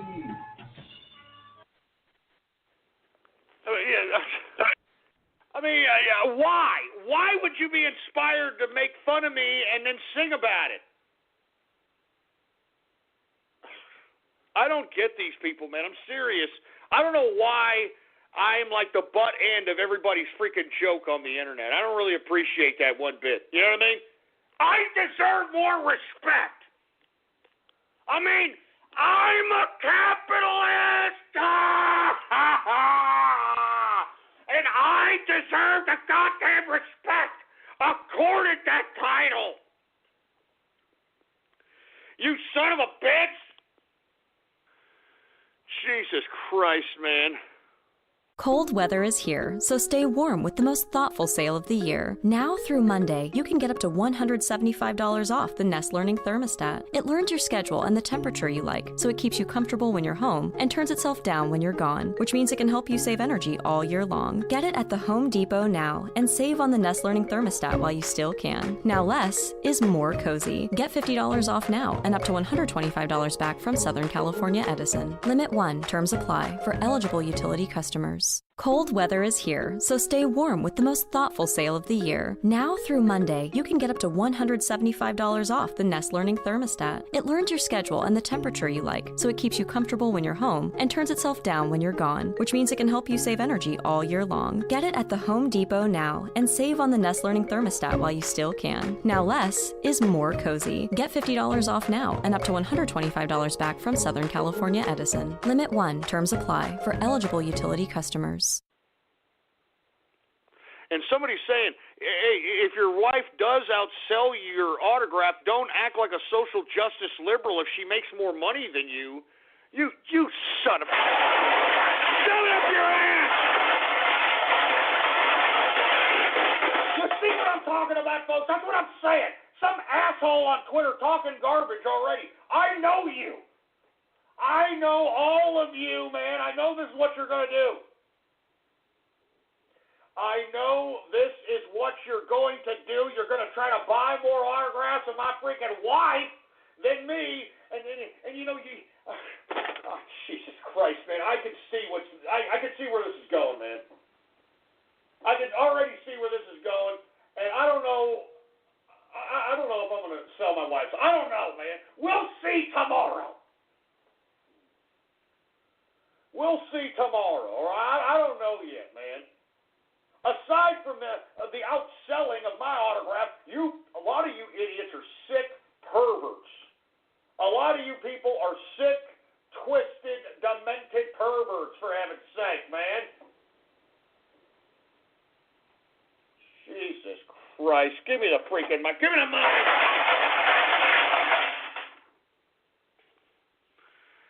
Give me the freaking mic, man. I'm glad we only got 13 minutes. Give me my beer, for Christ's sake, man. I got to drink some freaking more beer.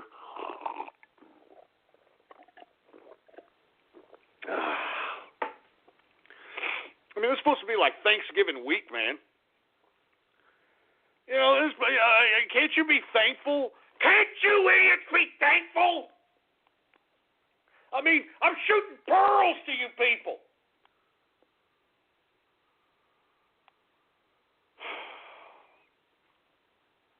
Shooting pearls to you idiots, man. Anyway, folks, 805 Radio Graffiti. I'm about to drop rhymes. I'm about to go in. Donald Trump is gonna make America great again. You can't stop the Trump. Bernie looks like he has the mumps. Hillary always gets hacked and Ben Carson is black. Why did the Hispanic cross the road? Because Trump got elected and is gonna send him home. Shit, mine, Donald Trump got elected. Now I can't stand out or I'm going to get arrested. If someone comes after me, I won't even lynch you. Oh my God, look out. Donald Trump is going to lynch me. Please help me. Help Moon Man. Donald Trump is coming at me in the Trump RT van. Oh God. Oh no. He's got guns. Life for minorities. All right, we get it. Moon Man. We got... Shut up. All right, let's see. I'm going to take some more callers here, folks. 973 Radio Graffiti. Did you know that today in 1995, Toy Story came out? Today and when? 1995. What came out? Toy Story. Toy Story? Yeah.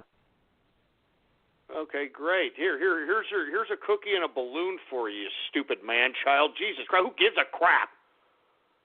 Stupid moron. 781 Radio Graffiti. Happy Taco Tuesday. That's right, man. Taco Tuesday, baby. 651 Radio Graffiti.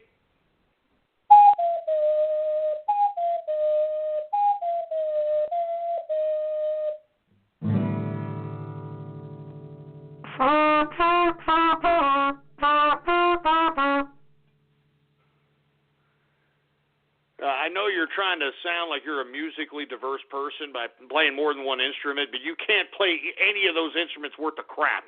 None of it sound like the Nut Shack. All right, ass crack? How about 360 Radio Graffiti? Hi, man. Love the show. Keep up the good work, man. Hey, thank you very much. I appreciate it. How about Anonymous Radio Graffiti? Look, what's going on between me and Jimmy Capitalist is personal, all right? I might send you, a little bit of a personal gift, wink, wink, if you fancy it.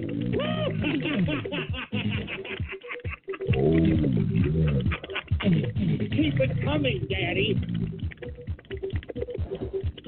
Hell, in my personal opinion, Jimmy Capitalist is a good piece of ass. Suck my penis. I'm sorry, man.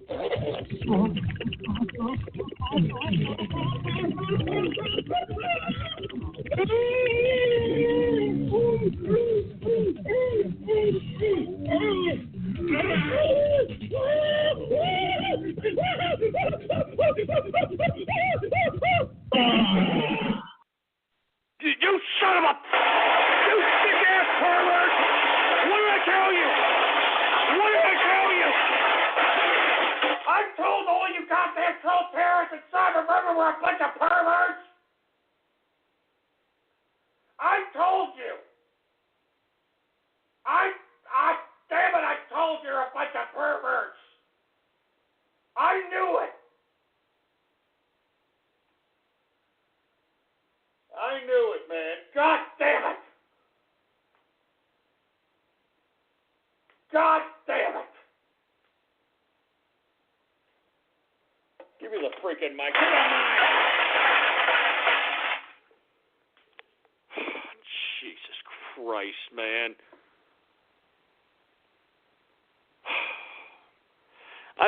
These people are sick perverts, man. I'm telling you. You all hear that goddamn splice? They're perverts. And these sick assholes want my wife's autograph, too. You understand? Jesus Christ, man. Freaking.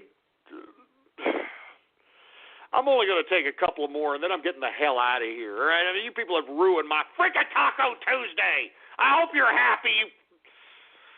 Jesus Christ. Anonymous Radio Goddamn Graffiti.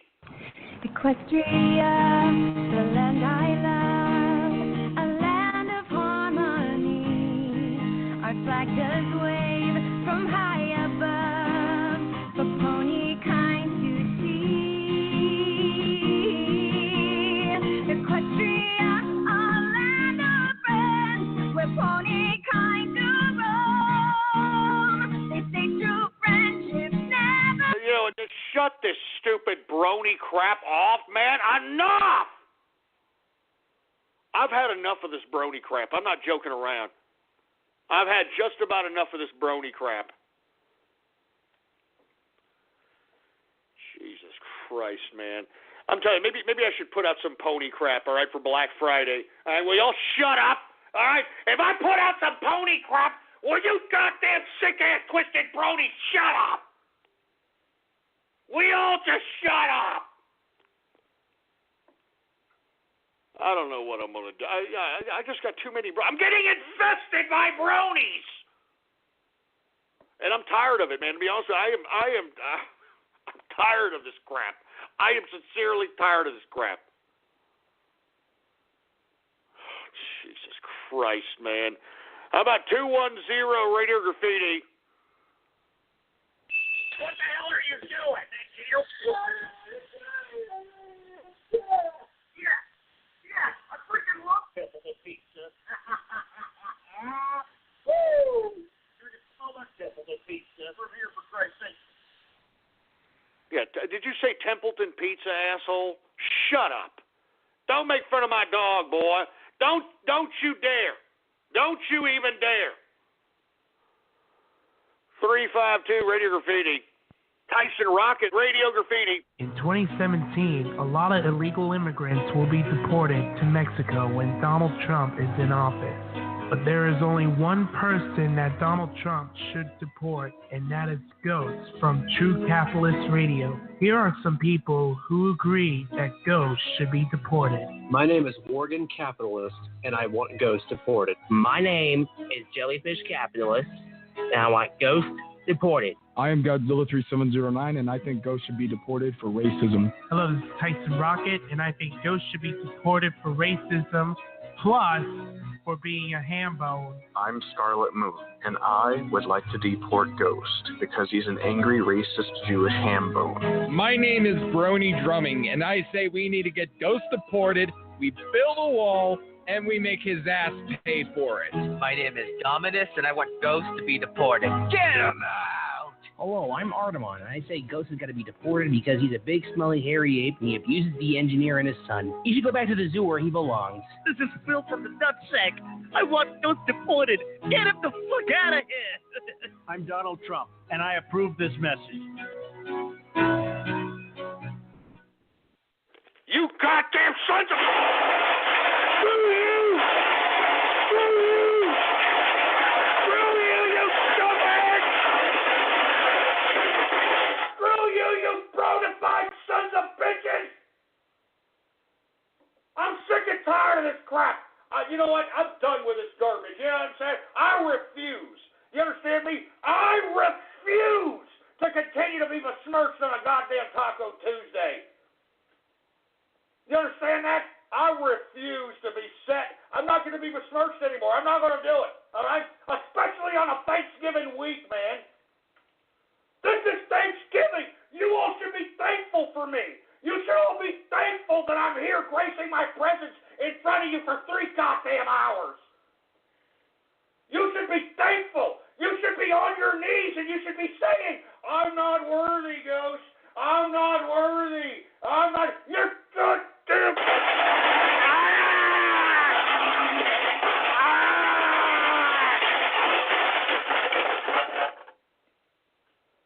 You ungrateful twats. Yeah, deport Ghost, man. Deport Ghost to make that. Shut up. You little pipsqueak. I guarantee you wouldn't come up to me in a goddamn bar room and say that to me, boy. I guarantee you, boy. Jesus Christ, you tell me I got to kick the crap out of all of you. I kick the crap out of all of you.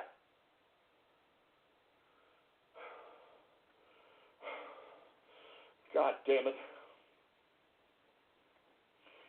I ain't no goddamn son of a bitch. Do you hear me? I ain't no goddamn son of a bitch. So screw you people. Give me the mic. Give me the mic, for Christ's sake. I can't, you know what? I'm done with this crap, all right? I should have taken today off as well while I'm at it, for Christ's sake, man. I should have taken today off. Jesus Christ, man. Jesus. And people are asking me, hey, if your wife outsells you, will you let the engineer host for a day? Are you serious? Are you kidding me? That'll never happen. You know, that'll never happen. My wife is not going to outsell me. Or I think I'm pretty certain about that. All right? So I'm not going to let you troll terrorists and cyber vermin trying to get into my head, trying to get under my skin, trying to get in my head, for Christ's sake, with this crap. All right, boy? I mean, do you all understand that this is True Capitalist Radio hosted by Ghost? You understand that?